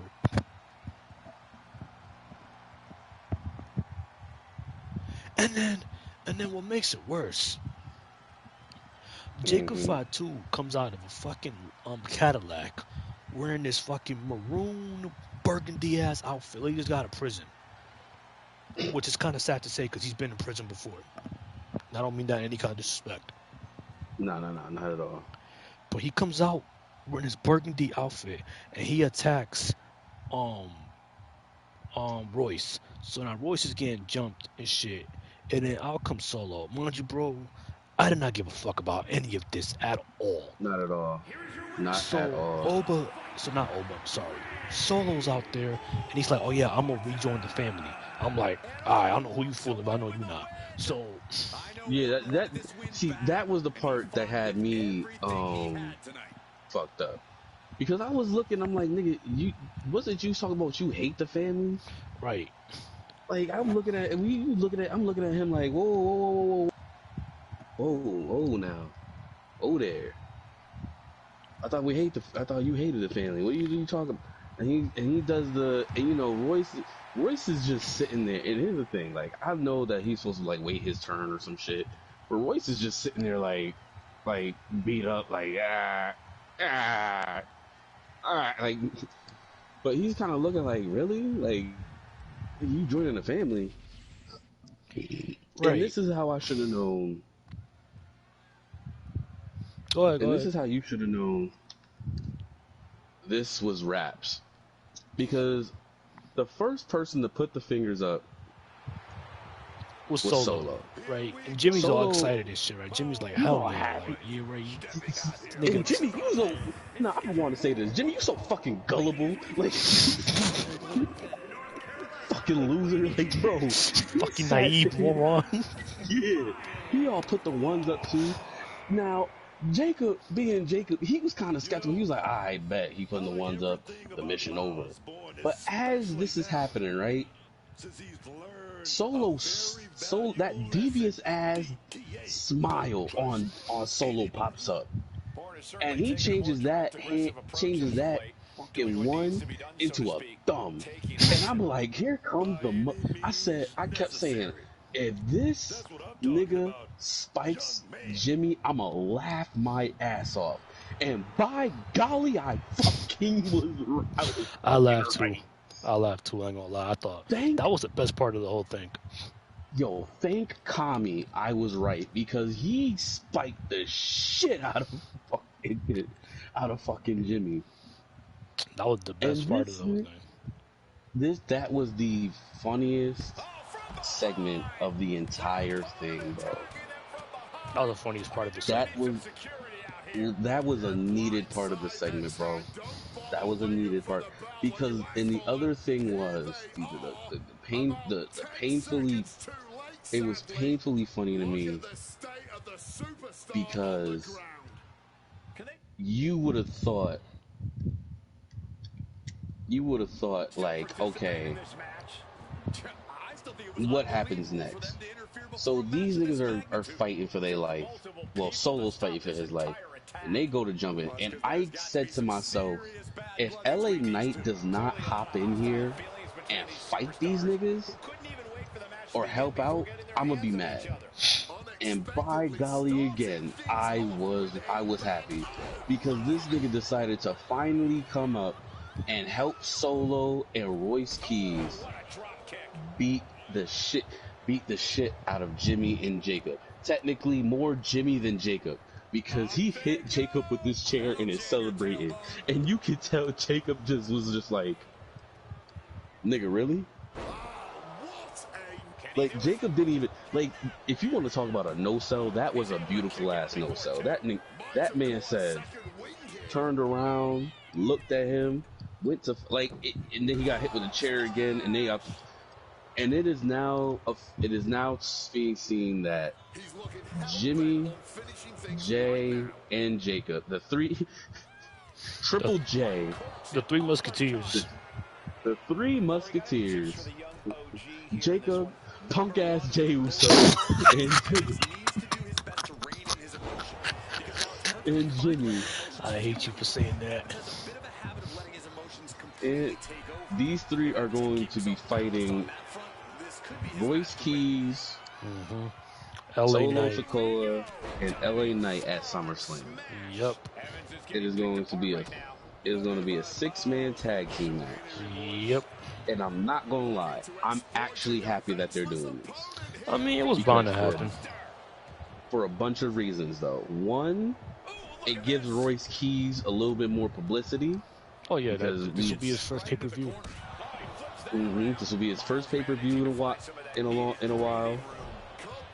Since the Royal Rumble. Yes, when he made his debut in the Rumble. Yep. This will be his first pay-per-view since the Royal Rumble. Again, we got niggas fighting the bloodline, thank God. And we get to see how Jacob's gonna perform with Jimmy and punk ass Jey Uso. So, bruh, love to see how that goes. Right. So I mean, we'll see. Not really all that excited for it, but I am. The only reason I am is because of the fact of it's a bloodline thing, yes, but but the team I'm rooting for is always going to be against them, so I'm kind of happy. Now, but yeah, so it's official that they are going to be fighting the bloodline. With that being said, now after that, what's the next segment? We'll see. Oh, it's Paul Heyman backstage with the Vision. He's proud of everybody for doing some good work. Oh my God! For doing some good work, and he's proud of Maxine and shit. And then Austin's just like, also we back together. And then Paul's just like, what do you guys need me when you guys got Maxine? No. Say it. No, we gotta say it right. This man, Austin Theory, asked, "So how we back together again? We doing good?" He says, "You got Maxine, right?" He says, "You guys." He says, "You guys did good. You guys Maxine, right?" He says, "Yeah," and everyone's all happy. He says, "So what the hell you need me for?" And then walked off. Which is basically, this is the best way of Paul Heyman going, "Oh, so you mean you guys are all together? Yeah, you guys happy? Yeah, you guys winning? Yeah, so what the fuck you want from me, nigga? Damn, like." Talk to Maxine now. Yeah, because apparently, I don't know, but now Maxine, from what we see now, Maxine is, I'm guessing I can't even believe I'm saying this, the Oracle for the Wise Men. Oh no, he fell asleep. I said the word Oracle. Hey, bro. Huh? Hey, man. All right, we still doing the segment. We're still doing the segment. Oh, my bad. I heard Maxine being the Yeah. Oracle, and I don't know, my fucking my body just shut off. I talked to you about that, man. We talked about this. You got to get that checked. Oh, for real? I'm hoping. I'm hoping it's not some. I hope you're not sleep deprived. No. I'm not sleep deprived, but you know what could help me from not doing that? What's that? Something I give a fuck about, something that is entertaining to me. I don't give a fuck about no damn Well, Maxine. the next segment is a doozy. Let me stop. I don't give a shit about no Maxine. There's more. Yeah, there's more to piss me off. I don't give a shit about no damn Maxine being part of the division. Bro, I was hoping this group to be fucking gone, but instead we're getting the Vision Queen, the Queen of the Vision. What? Huh? What the fuck you mean, bro? Oh! Oh, now you beat it loud right now. Hold on, bro. It's fucking 1 Nah, o'clock. it's not even. It's not even that for me. It's just like ridiculous, bro. It is ridiculous. Like it doesn't make any sense for them to be doing this. Maxine just got there. Who told she licked? Like, what she do to get there? Whose toes she licked? God forbid she probably did something else, but like toes? She out here just kissing toes. Licking the dogs. Yes, nigga. That sounds so disgusting. What the fuck, man? Anywho, man.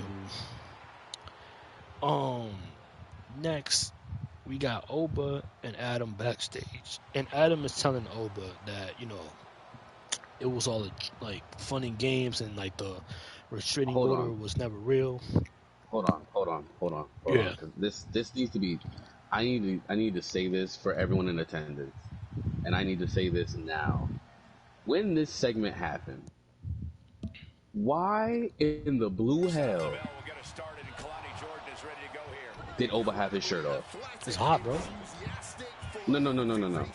When we saw this man, Oba Femi, Oba the ruler Femi, he had his shirt on. Yeah. There's no reason for him to have his shirt off right now. It's hot, bro. There's probably no AC in that building. No. They have ventilation. How do you know? In a building. It's an arena. If they don't have ventilation, that's a problem. Well, what if it stopped working momentarily? Then nigga, stop asking questions. But right now, you saw Adam Pearce, he was sweating a little bit. Sick of you. I'm actually sick of you. Making jokes and you're not helping me. Shut the fuck up. Shut the fuck up. You're not helping the segment. What? Anyways.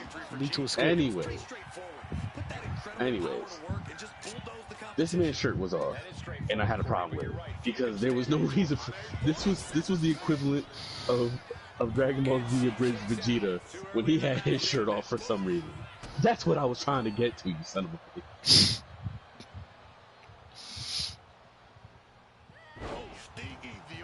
But anyways, this happens, and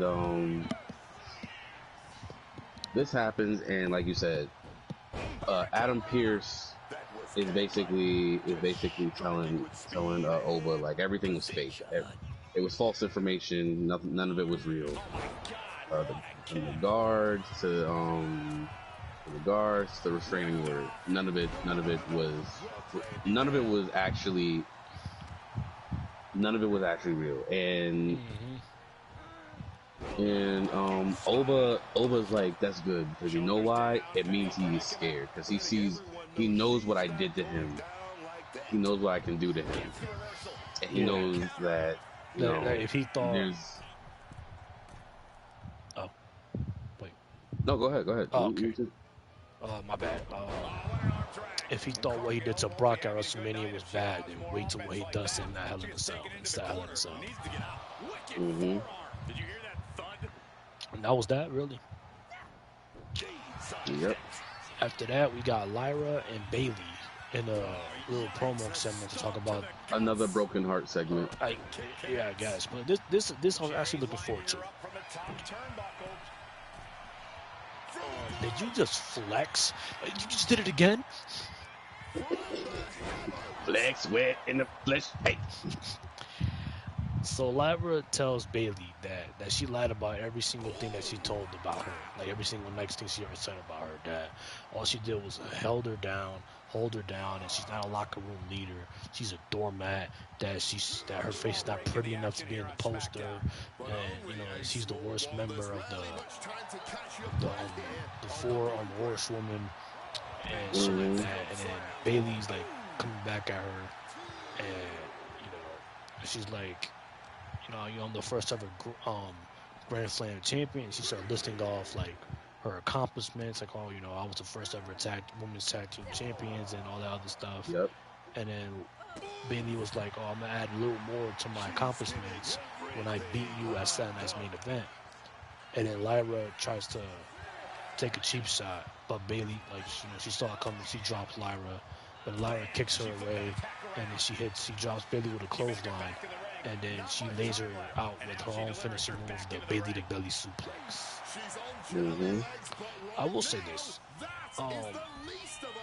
I like, we'll see how Lyra's character goes, but I love how deranged she looked. Like, she just looked like she was not all in there. Like, she looked deranged, she looked somewhat insane, and I fucked with it. I think if they really go into that, like, just have her be like this deranged, like, psychotic, like, insane character, I think it could work out for her. I mean, no, it like a psychotic heel. I just wish she didn't have that Kanye ass shirt on.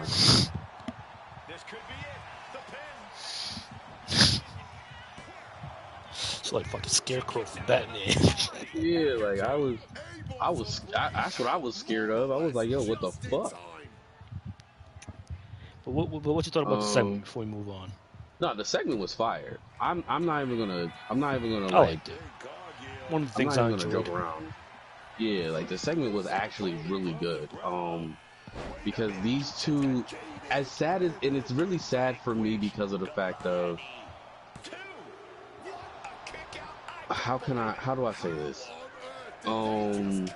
It's really sad for me because of the fact of I wanted them to be tag team champions so bad. So did I. Like, they deserve to be tag team champions. And they didn't get that chance. Why? Because they were so hell-bent on this. If they were so hell-bent on the story, it's like, alright. But it's kind of, but it's like, alright, whatever.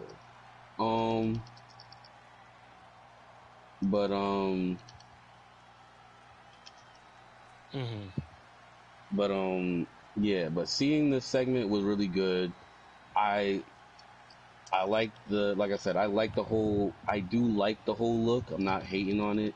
I just wish that Kanye ass sweater she had on wasn't on there. Like, low key, like, she was it does fit the look. She had no makeup on. She looked like deranged. Like she was just like she's slowly losing it little by little.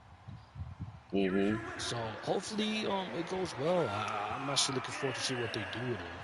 I hope they go down that route. Like, she's just like this deranged, like, psychotic person, like, especially as a heel.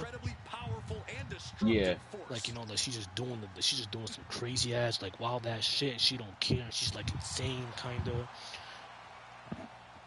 So. I was gonna say, cause that slam she hit Bailey with was something crazy too. Yeah. That was a good looking slam. So we'll see what they do. But I'm looking forward to the match too. I don't like that she hurt my thickness though. I love my little baby. Probably gonna lead to SummerSlam most likely. More than likely it's gonna lead to SummerSlam, or it could lead to something else. But only time will tell.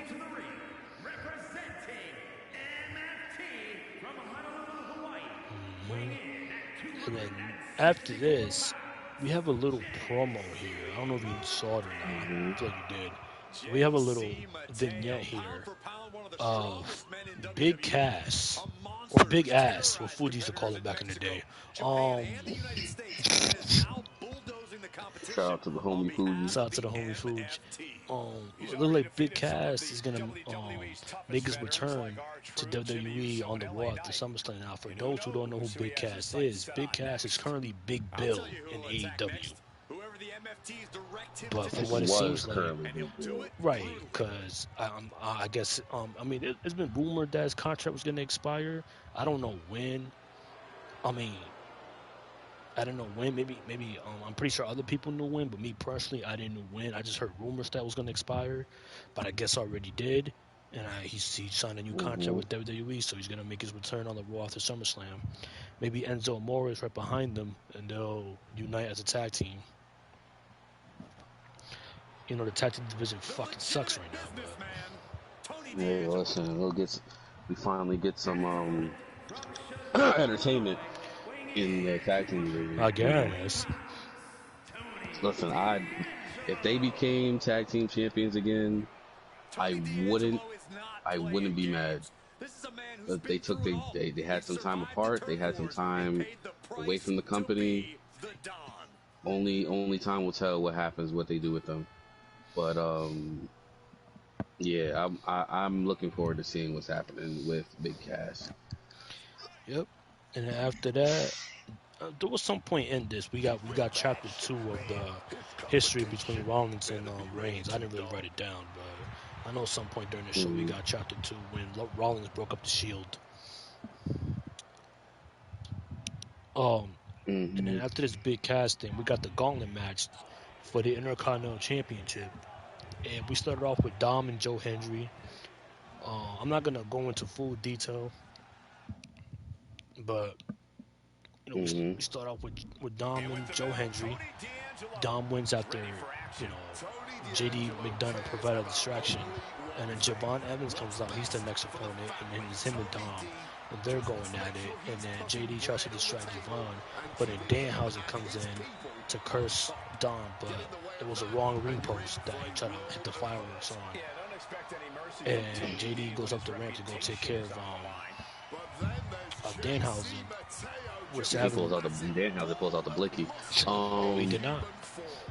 Yes, No, he did. You're right. He did. He pulled out the tool. He did. Yeah, he pulled out the tool. He pulled a tool on your boy. I was kind of sitting there like, whoa. I forgot for a moment, and then like when you said it, like that's when you said it, I was like, no, he did. I don't remember that shit. And then like the image came to my head, like, wait, oh no, he did pull out the tool. Yeah, no, fucking. I guess the first step's your curse. The second step, you just get the blick. Like. So then Javon takes care of Dom, hits him with the OG cutter. Dom is gone for the tournament, and then we got Dragon Lee. This is probably the best part of the tournament because they went at it. With high flying, they were going crazy. But Javon got to roll up on Dragon Lee, so he pinned him, and then they're like showing each other respect while Rusev music is playing. Rusev come out the cut, and he attacked Javon from behind, so now they're going at it. And Javon showing a lot of heart. Like the crowd was into it. Like he was not trying to give up. He was not trying to let this moment squander this moment. Rusev put him in the accolade multiple times. Javon, like he fought out of it. Yep. And then he went for the OG cutter, but then Rusev intercepted him. And then Rusev put an accolade again. Javon was still fighting out of it. The crowd was into it. They were getting loud. They were really, pulling for Javon. But in the end, he fell to the accolade. Rusev put like a title hold on it, and Javon passed out. So now Javon is going for the tournament. Out comes Chad and Gable. So now it's Chad and Rusev. And Chad wins because he rolled him up, right? It was like a roll up. Yeah, Chad won him off the roll up, but what the fuck was that? Who the hell knows? Did you see what I just saw? Yeah, I saw it. I don't want to see it again. Me neither, but I'm bamboozled. But Chad, but then Chad went off off the roll up, but Rusev being Rusev, he decides that instead of walking out the ring, he decides to give him what's his name an accolade. Real quick before letting Ethan Page can get the dub, and he doesn't get the dub. He was actually pulling off a lot of, like, Chad was pulling off a lot of stunts to make sure, and he even, like, he was supposed to be down and out, but he pulled through and ended it. He kept ending it. Kept getting what's his name with the ankle lock, in which at one point he tries to hit him with a somersault off the top rope. A moonsault Off the top rope. Caught his ankle. He caught his ankle in midair, and I'm not gonna hold you. Chad is getting really good at catching niggas' ankles up in the air. Yeah, man, Chad's the man, bro. You know, Chad is the man. And for those, and if it's not obvious now, I'm not even gonna hold you. If it's not obvious now, I hope it really is. I'm pretty sure Chad's gonna win the title at SummerSlam. 1000% he should. The reason why I kind of figured that he's winning the title at SummerSlam is two things. One, this tournament was already, I was going to think Chad Gable was going to be part of it, but part of me I was kind of skeptical because I was like, maybe Javon Evans is finally going to win the tournament. And then they said it's SummerSlam's in his hometown, so my head already went to that point of, Minnesota. Oh, nope, he's winning. Yep. So in the back of my head, I kind of was just like, yeah, never mind. He's winning. So, no, absolutely. I mean, listen, I said it multiple times. They have to capitalize on the momentum that he's gotten since that mask versus mask match in AAA, which is a freaking, match of the year candidate right now. Like, they have to capitalize on that. So absolutely, he should go to SummerSlam in his hometown and win the Intercontinental Championship. And it's great too because Corey Graves said on commentary the story between him and Penta, where Chad Gable was Penta's first match when Penta signed with WWE. Chad Gable was his first match, and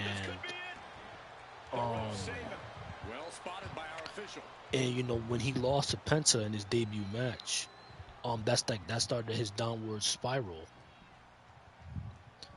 Where he had to find a way to beat the Luchadors, and he became all Grande Americano, and he was making a mockery of the Luchadors, and then he faced the other Americano in the mask versus mask match. Now he's back to being him, and he's on his road to redemption, and he's made his apologies. He apologized to Penta, he apologized to Ray, he apologized to Dragon Lee, and stuff like that. So it would be such a poetic way to not only beat the man who somewhat started your problems and basically kind of like inadvertently made you become the man that you eventually became, but to also win the IC title, which will be his first singles title, and it's been a championship that he's been chasing for a long time, and to do that in your hometown of Minneapolis, Minnesota, like you can't write it any better. No, that's a big fact.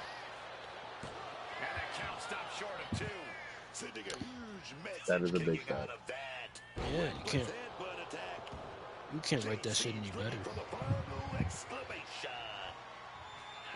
So we're getting Chad versus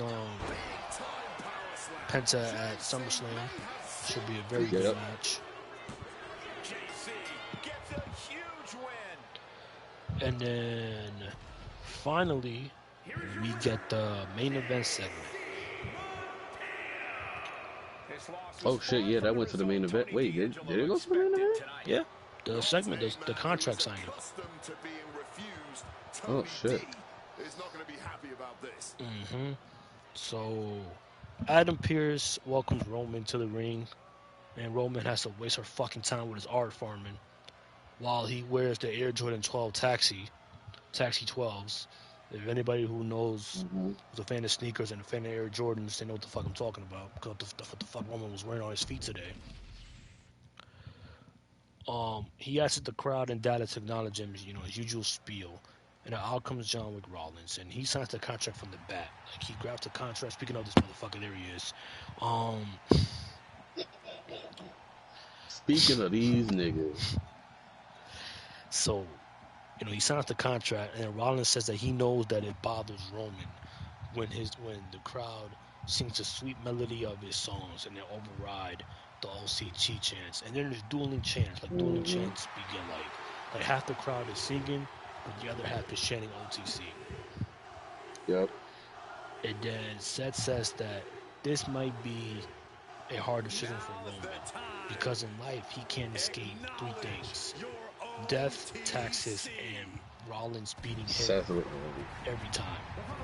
So Seth tells Roman to sign the contract. Roman says that he wished that the crowd did all that last week, because when Seth was out there last week, he bored us all to death. Now, Roman, I wonder who the fuck is we, because you weren't even there last week. Yeah, you weren't there last week. Yeah, see, I'm glad you said that. I'm so glad you said that, because that's what messed me the fuck up. Because you weren't there last week, and you're talking shit like you were there last week. He watched from home. That's literally what he says. He says that when Seth was putting everybody to sleep last week, while Roman was watching it from the comfort of his home, he said that Seth proved him right. That Seth Rollins is the tribal chief #1 hater. And Dallas starts saying that, they're chanting at Seth, he's a hater. He's a hater. Here's my thing about that. Here's my thing about that. And with all due respect, I love Dallas. Everybody over there cool. Y'all can kiss the blackest part of my ass, because y'all know damn well. What do we got fans in Dallas, bro? What are someone from Dallas listening to us, bro? What did I just say? I said I love everyone and I respect everyone. But y'all can kiss the blackest part of my ass. Y'all know damn well y'all did not care for this set. Listen, I don't care. I really don't. Like, y'all, you not gonna sit here and play me like y'all was sitting here, oh, he's a hater. No, he's not. Y'all know damn well he's not. And the problem I have, and the biggest problem I have with it, was that basic was this one, there was no reason for him to say any of the shit that he said. He was trying so hard to make it seem, oh yeah, you're the biggest, you're Roman Reigns' biggest hater. You don't appreciate, I ain't gonna lie, I zoned him out of my head. I zoned out of my head. Cause it's like, bro, you're saying so much bullshit, and this is not it for me. But they're done with this contract signing, and Seth says something, but he says, "I'll see you when you show up to work." And then we missed a whole lot of shit, bro. Yeah, I was gonna say, because you remember this segment better than I do. I mean, I wrote everything the fuck down. Where was I? Okay, so Roman says that the sad thing is that Seth is laughing about it, because that's the only thing that he's good at. That's the only thing that he's #1 at. Seth says that, not Seth, Roman says that he hates the fact that how Seth got everyone confused, thinking that they're on the same level, but it couldn't be further from the truth. At SummerSlam, he would show the difference between him and Seth. At SummerSlam, he would end the idea that Seth thinks that he can compete with him. And at SummerSlam, he would show Seth what #1 looks like. Roman signs the contract. And Seth gives Pierce the folder that contains the contract that's been signed. And he gives Roman credit for keeping the title warm for him since WrestleMania. And he will take the title away from Roman at SummerSlam. And then, just like you just said, he said, "Oh, I'll see you the next time you want to show up for work." So Seth walks away, and Roman asks him, "Hey, okay, what happens if you do beat me? What's gonna happen next? Are you gonna carry for a couple of months and then get hurt again?" Yeah. and then the crowd's like, oh, you know, they start oohing and ahhing. And he tells the crowd, hey, don't be shocked because it happens every single time. Roman's like, oh, it's a self sabotage because some people can't handle the pressure, the weight, and the burden of being the top guy around here. And Rollins walks back into the ring, and Seth tells Roman, listen, if you got something to say, bro, just say it. I ain't going. Yeah, say it. Say it. Like, He's like, I'm not going anywhere. Right. Speak your mind. Because that's another thing Roman likes to do. The thing was, here's and this is here's my one. It's not even an issue, but here's my thing about this whole segment with Roman. Right? Roman was like, oh, let's play your game. Bro, no one's playing a game. He literally said, I'll see you when you decide to show up for work. We got 3 weeks of this shit. We have 3 weeks of this shit. There's nothing else happening. This continues to be personal, not just professional. You're right, Cole. Sure, either side would love to beat the other in competition. Like, there's nothing else happening except the part where you're the one making it seem like everyone's doing bullshit but you. He signed the contract. Now we just waiting on the match. Did my Xenoverse actually freeze? Oh shit. I'm stuck with these niggas. Roman says that Seth is number 2 because after all these years, he still needs a Money in the Bank contract, a Money in the Bank briefcase to become champion. And he needed a fake an injury in order to use the damn thing. If there's ever a chance for him to be number 1, his work daddy, Triple H, is damn near running the place. Okay, Roman. And you know what? No, that is what made me mad. Because because this is what pissed me off, right? You talking all this shit about, oh, your work daddy is the one running the place. Your cousin is part of that. He is? So you can't.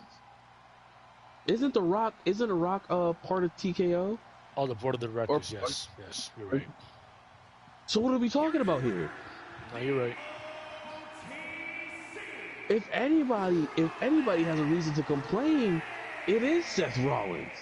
Talk about a solid win. You're right. I kind of forgot about that. The Rock is barely even important now when it comes to wrestling. You haven't seen him since last year when he decided to show up for WrestleMania.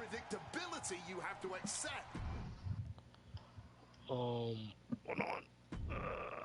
She was next. But he says all this, and he's like basically is calling Seth Rollins. He's saying that he's number 2. He's number 2 in the eyes of. He's number 2 in his eyes because of the fact of Seth Rollins has always been number 2. Because he's forever going to be number 1. Yeah, because you couldn't try to give Seth all of his stuff, and Seth still couldn't walk in his shoes. So he said, yeah, so he will forever be number 2, and he will forever be number 1. So just acknowledge it, bitch. Yeah, so it's like, and then Seth, I ain't gonna lie, Seth a better man than me. I would have binge-jawed him right here, but I thought he was going to. But then Seth says, I know who I am. Oh,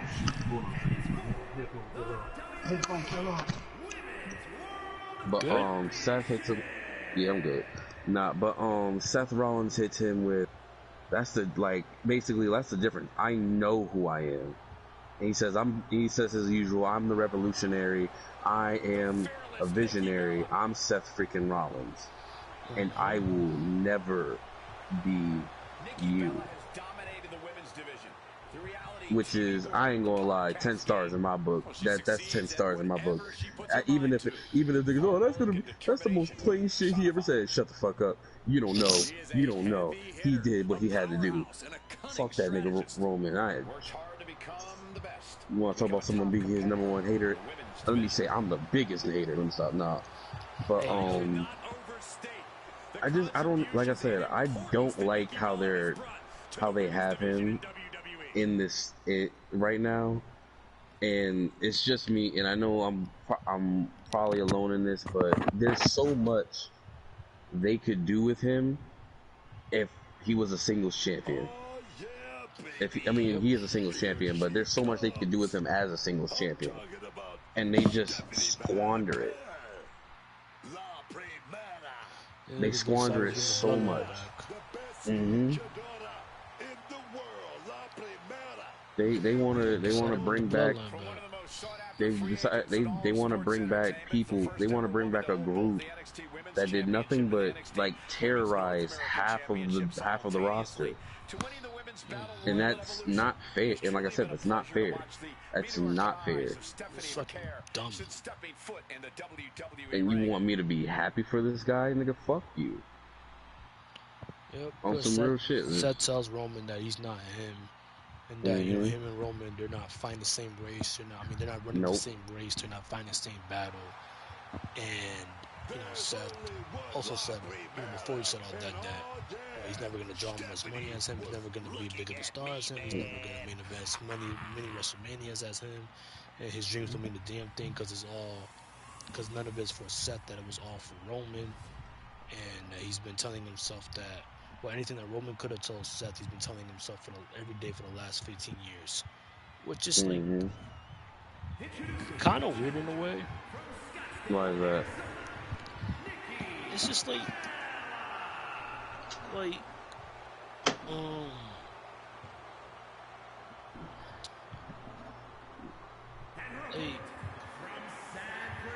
Seth. Hold on.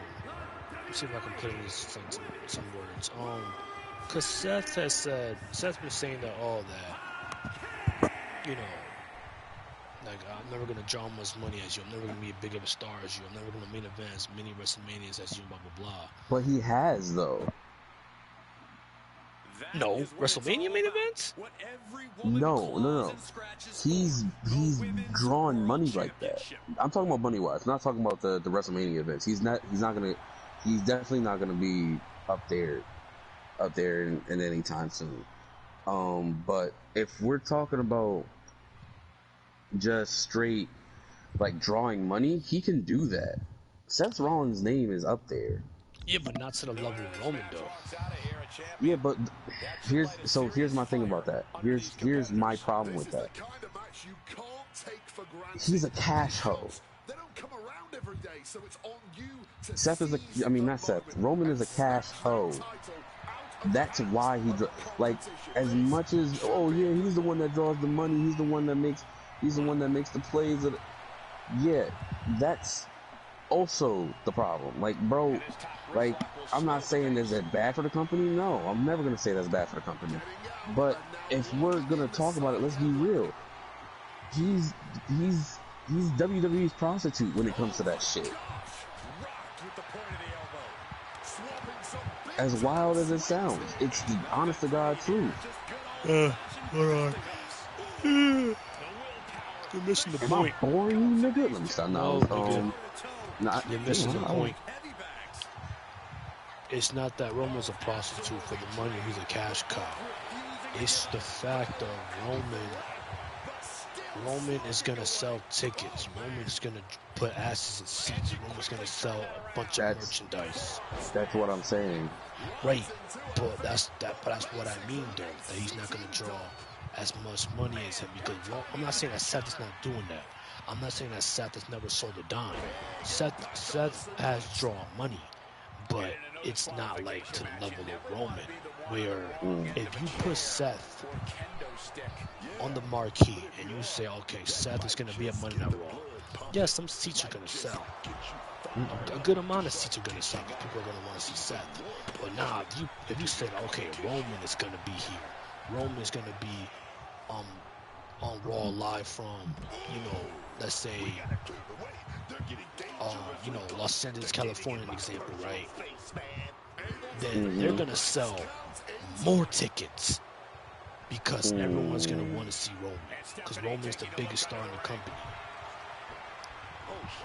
It's kind of like Austin back in the Attitude Era, when Austin was at the prime of his peak and he was the biggest superstar, the biggest wrestler in the world, the most popular superstar, the most popular wrestler in the world. Like, Austin was selling tickets left and right because people wanted to see Austin. Now, not to discredit The Rock or Triple H or Undertaker or people around that time. Yes, they were draws too. They also draw money, but Austin was number one. Like Vince even said, he made more money from Austin than Hogan, because Austin was he was the most popular superstar. Austin is the most popular superstar of all time. And that's what I mean. Like, bro, like, one time, I think back in 1999, I mean, they don't do this anymore because, you know, they say the stadium shows for, like, the pay-per-views. But one time, back in 1999, they had Raw in the Georgia Dome, right? You never heard of the Georgia Dome? I remember Georgia Dome, yeah. Yeah, so I heard about it. So the Georgia Dome was this big stadium in Atlanta, Georgia, right? WrestleMania 27 was there back in 2011. So the Georgia Dome was this big stadium in Atlanta, Georgia, and I think it could fill up to like 50,000 people, right? So one time they had a Raw there, right? Like, you don't see that now, because obviously, you know, WWE's gonna put an event at the Georgia Dome. It's gonna be like a WrestleMania or like a SummerSlam, some shit like that, right? But one time back in 1999, they had a Monday Night Raw at the Georgia Dome, and they sold 50,000 tickets for that show. 50,000 people showed up for that show because of Stone Cold Steve Austin. Stone Cold Steve Austin put 50,000 people in that fucking building. I know. Yeah, and that's what I mean here, where, like, Seth can draw money. Seth is a draw. I'm not saying that he's not a draw. Seth is a draw. Seth has sold a good amount of merchandise, and people do want to see Seth, and people like Seth, and people want to see Seth wrestle and stuff like that. So yeah, Seth is gonna bring people in. He's gonna bring money in. He's gonna sell tickets, but he's not doing that at the level of Roman is doing it, because Roman is the top star. Roman is number one. Roman right now, believe it or not, he's above Cody.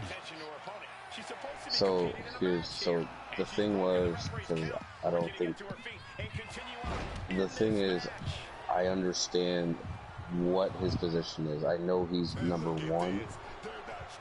When I say he's a prostitute for WWE, is that when things aren't going the way things are supposed to go for WWE, their first thought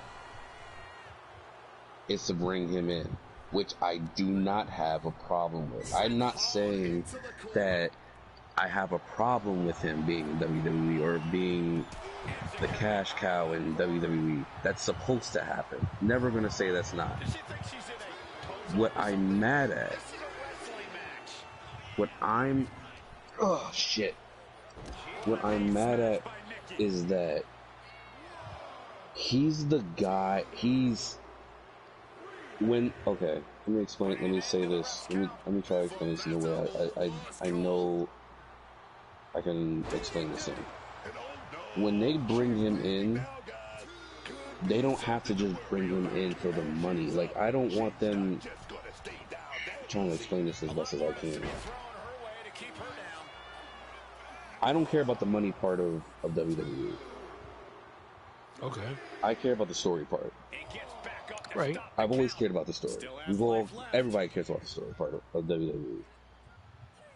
But the issue I have is that when it comes down to Roman, the story is plain. The story is as plain as fuck to me. Well, yes, right now the stories are not that great. The stories are plain as fuck to me. Whenever they need someone to be the big bad, now it seems like they're just bringing out Roman Reigns. Whenever they need somebody to look like a prime player in WWE's handbook, they're bringing out Roman Reigns.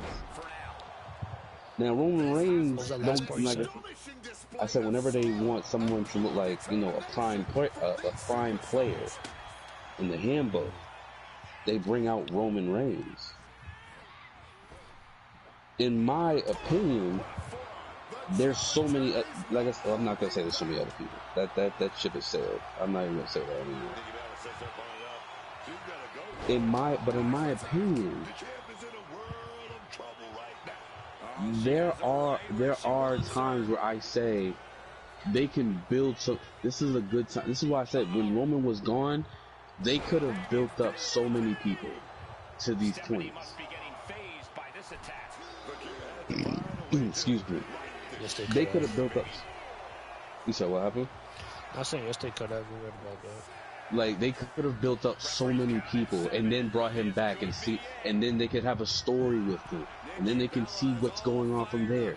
I'm not ever going to say that Roman being the top guy is a problem. No, because at the end of the day, I would rather him be the top guy than him retiring early or something and going, yeah, I don't need to do this no more. Yeah, when I was there, I was the guy, and they go, well, you're not. And then that story comes in, and now we're looking like, 4 years, Roman, that's all you had. Like that, I don't want to hear that. But what I'm saying right now is, it feels to me, anytime they need someone to perform, they're going to call him. There's no need. There shouldn't be any need to just call one person. Oh, I can't connect to the server. That's good. Thing is, bro, who else they got? I mean, it's him, Punk, Cody, and Seth. I mean, they got their stars, but like, I mean, you said it best though. The whole time he's gone, they haven't brought up anyone else. Like, I mean, aside from Oba, Oba's been moving up, and Javon's doing okay, and Trick is doing okay, but like, no one's at that level to be like, okay, let's put Roman to the side for now. Let's bring in this guy. And that's what I mean. That's exactly what I mean. There was I mean, I get it. Wait. Now let's take those people out of the picture. The people that don't need to be brought up. Punk, Cody, Roman. Who else did you say? Seth. Take them out the picture. How would you bring them up? Who would you bring up aside from the usual suspect, the usual people, usual three that we said already? Who else can you bring up? No one. Are you sure? What the fuck? I mean, who they got? Hold on. What the fuck was that? That's what I said. Wait, what just happened? I don't even know. What the fuck? That was random as fuck. But I'm saying, okay, let's say from NXT, right? Now, they got people like Braun. They had people like Bronson, Braun Breaker, Tony D'Angelo. They had people they could have made a story out of, is what I'm basically trying to say. But like I said, it could have been if they had brought them up.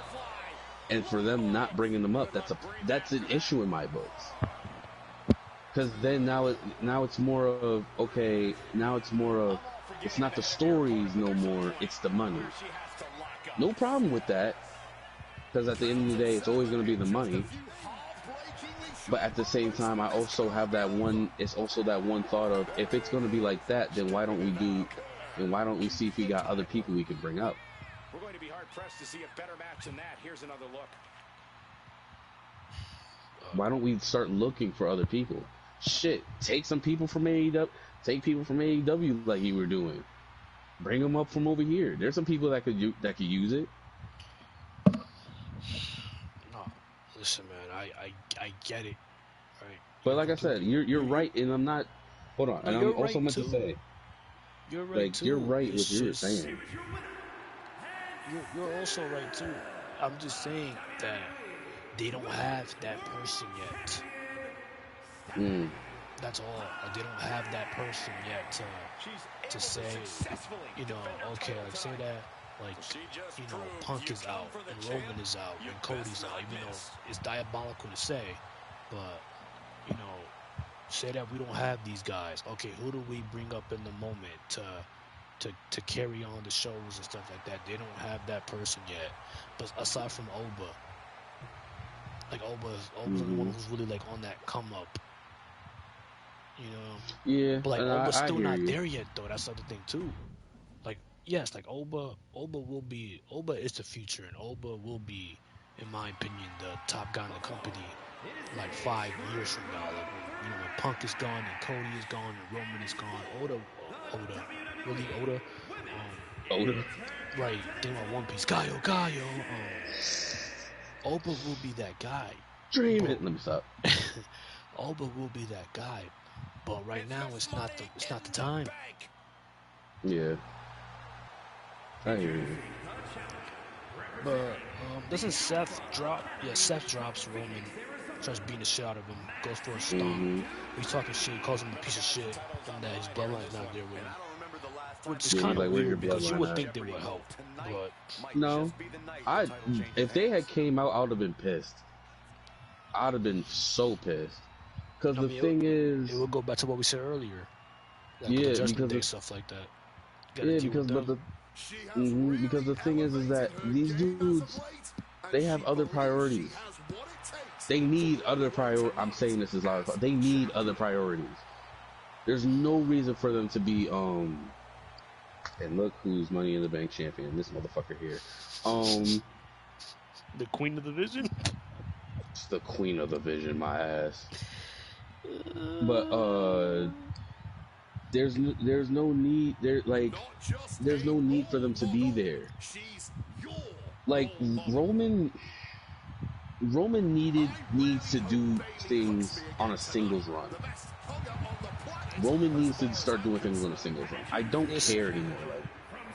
Because it will be great, but it's not the plan right now. Obviously, it's never the plan, and that's my issue with it. It's never the plan.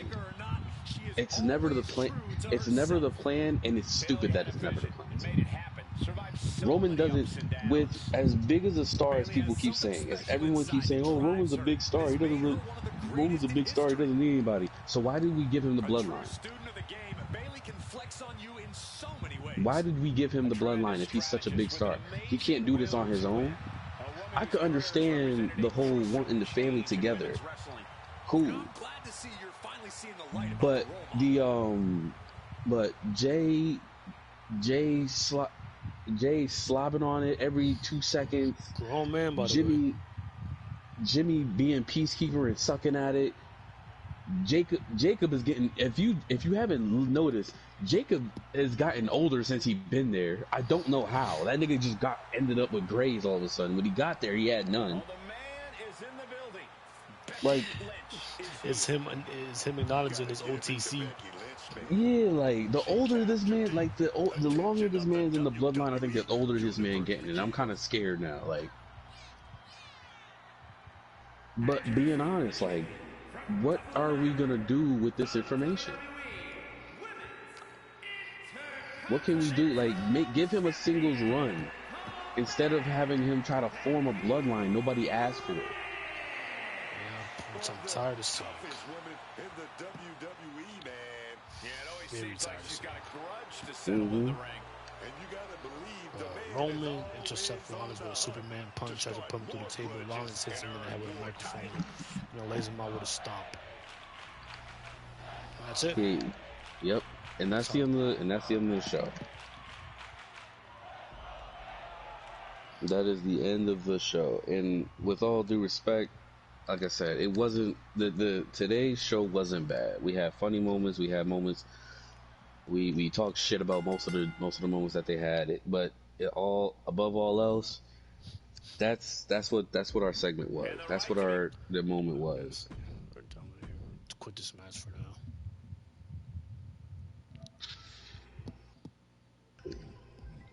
You know what? I'm starting to feel like we always have like this Roman Reigns conversation every time.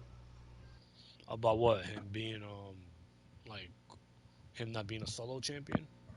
Yeah, either him not being a solo champion or them just using or them doing whatever with him. Like it's like no matter what we do, we always talk about What, how like they can just Roman Reigns in general, basically. the bloodline stuff, like him being like Hmm. bringing back the bloodline. Yeah, like Well, me because dog, it's not good. Like it's not good TV. Like this shit sucks. true. Like, I've been complaining about it since after WrestleMania. Like this shit sucks. Me and you have been Like complaining about it. like I complain. I think I complain about it like every single week, every single time we do a podcast. It's like I feel like if our viewers, um, if they was to earn $10 for every time I complain about the bloodline on a week-to-week basis, they'll be rich by now. Cause that's all I've been Yeah. doing. Cause it fucking sucks. Like the whole like the whole shit today, right? We got fucking Jimmy Uso versus Royce Keys again. Like I wanted to fucking see that. And then everything that Right. happened in that and then everything that happened after. I mean, don't get me wrong, yes, like the solo thing was funny when he spiked Jimmy, but like other than that, bro, I did not give a shit about any of that.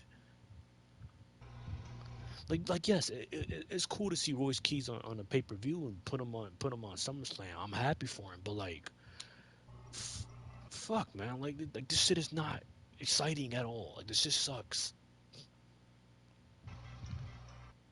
This shit is ass.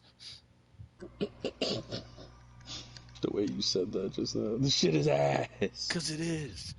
It's fucking basura. Like this shit is garbage, bro. Nah, I get you. Like the bloodline story has done nothing good at all. Not at all. At all. You're Like not you wrong. You're said. not wrong. Like you said. You're not Jay wrong. has been slobbing on it every single week. Grown man, by the way. Yup. Jimmy is just being playing peacemaker. Um, Jacob is just growing older, and he's just now acknowledging his tribal chief every single second he gets. And Yup. and like the story just sucks because like now like you like um they're doing the same thing over and over again. It's the same thing over and over again. How Jacob can't get along with Jay. And it's like how Jay couldn't get along with Sammy in the original Bloodline, and now you got Solo Sikoa involved. And the worst part is too. You know what makes it even worse? Mm. The Bloodline, right?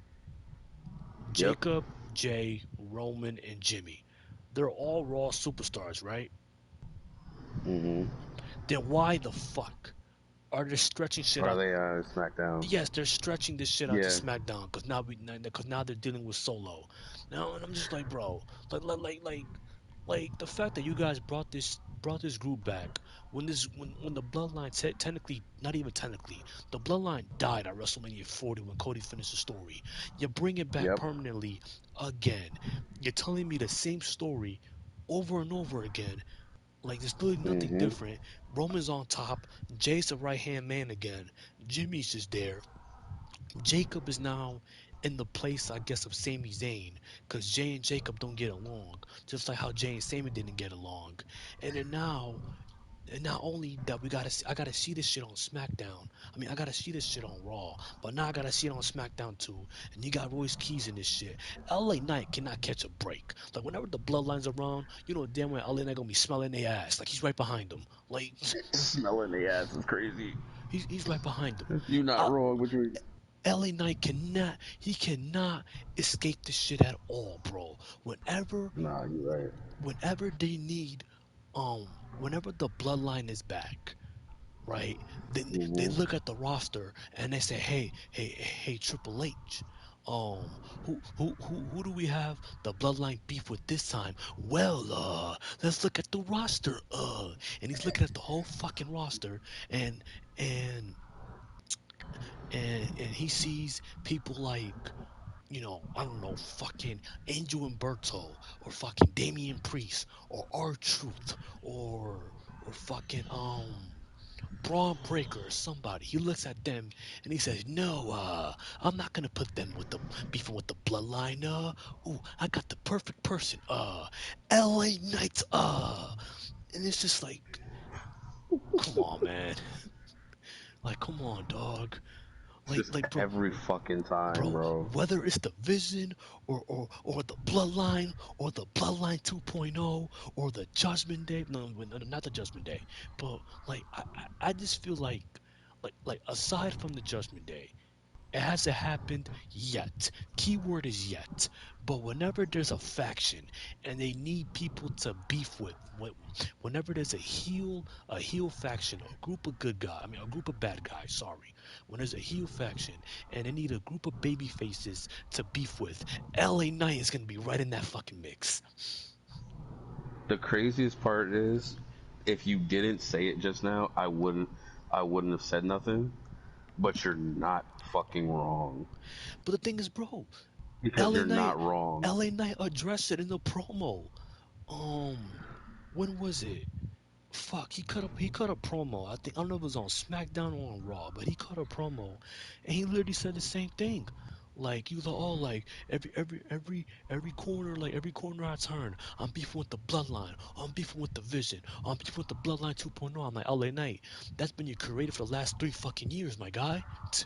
Facts. They have this man beefing with every group of people in any faction, and it's the worst. Like it's like, come on, bro.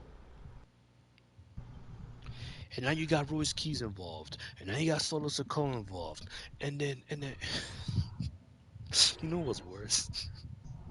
Hmm. You know what's worse, bro? What's that? So today, before we hop off, so I've been fucking just talking about this shit for like the last like 8 minutes. Yep. So today, it was announced that Survivor Series will be held in Dyken Park in Houston, Texas. So for the people who don't know Yeah. what Dyken Park is, it is a baseball stadium and it's the home of the Houston Astros baseball team, Major League Baseball team, the Houston Yep. Astros. So that was announced today, and not only that they announced the Survivor Series will take place from Houston, Texas, in the Dyken Park, home of the Houston Astros, on November 28th. It was also announced. And I think OC, you probably know this because OC posted in our chat that Hmm. for the sixth straight year, it's gonna be War Games. Now, for the men's War Games match, based off what we've been seeing so far on television, we know who's gonna be in the fucking men's War Games match. The Don't three remind me. people, the three people that are gonna be in that 6-man tag team match on SummerSlam, you're gonna see them again in War Games. Yeah. You know what's funny? Oh, sweet baby, that's very exciting. You know what's really sad? The saddest part was I thought it was gonna be. I thought they were gonna do some like crazy dumb shit like Judgment Day versus Judgment Day, but yeah, that makes more sense. That's literally what it is. That's literally what it is, bro. I bet my house on it, bro. If I'm wrong, I'll move you in here right now, bro. Like if I'm wrong, like Don't do that. I'm a bad. Nah, don't do that. like I will move into your base. I will move into the bunker of your house, and you will never hear from me again. bro, I guarantee you that's gonna be the SummerSlam. And that's not only not the SummerSlam, the Survivor Series War Games. It's gonna be the Bloodline, I guess Roman and the Usos and Jacob and maybe Zilla Fatu. Because remember, there's rumors that Zilla Fatu is gonna be WWE. He's in the Performance Center. He signed a contract, so Zilla could be in there, and it's gonna be Royce Keys, LA Knight, Solo Sikoa, Seth Rollins, and someone else in War Games. Mm, Fucking great. what a wonderful day. My God, bro. My God. And also, I'm tired of fucking War Games, bro. Everybody is. No, I want a regular Survivor Series. I just want a regular Survivor Series, bro. I want an old school Survivor Series. I want Raw versus SmackDown versus NXT, maybe AAA. Like I want to see stuff like that. I don't want to see this anymore. I don't want to see a bunch of niggas in a double cage. Like the double cage was cool when it was on NXT. That made NXT what it was. But now they keep doing this shit. It's like, oh yeah, we're gonna have war games, and it's like, I bro, can't I'm stand it. tired of y'all being in cages talking to each other while another nigga wrestles. Like, I don't care, bro. Bro, I can't stand it. Cause I just feel like they should do it when it's necessary. Like, just do it when the story calls for it, bro. Don't just do it just for the sake of doing it. And then also because it's your fucking selling point for Survivor Series, and you got to sell tickets. And then you give us a fucking War Games match, and the shit is like fucking lackluster as all hell. As all hell, and The it's women's War just Games match so. last year sucked. And they're probably gonna do another one this year, obviously, because they announced it. They're gonna do a fucking War Games match this year for the woman, and we're gonna see Io Sky jump out the fucking cage again with a trash can in her head. Like we haven't seen that shit before. But listen, we're 2 hours and 30 minutes in, bro. We're gonna end it right here. We're kind of done. Yeah, I just been we're ranting. kinda nigga. We are. I know. I just been ranting. What time is it? It's fucking It's all right. 2:08. We all Golly. have the rant. Yeah, But I gotta get up in the morning because I got a little what you call it. a word. All right, bet. Yeah. Uh, So, anywho, ladies and yep, ladies and gentlemen, this will be our conclusion of the Raw side of the trenches. Thank you guys for coming and hearing us talk about what we hate about Raw, what we love about WWE. Thank you guys for being part of the whole collection and all that. If you have anything you wanted to say about WWE, please tell us. Please tell us your opinions. Because the fact is, we're not just ranting because we just want to talk shit. We're ranting because we want the company to be better, like anybody else. yes, yes. Um, The product sucks right now, bro. the product is not producting, and my other thing, like I said, I hear I'm also listening to people to certain like I'm listening to people like Paul Heyman talk about what's going on, and listening to his plight and listening to what he's been saying to everybody, I understand what they're trying to do, but if they can do it any better, I would appreciate it. A lot of people would appreciate it. But then again, that also comes with the territory. But that's another time. That's for another day. Thank you guys for joining us, and we'll see y'all next time. Yes, sir. Peace. Yep. See ya.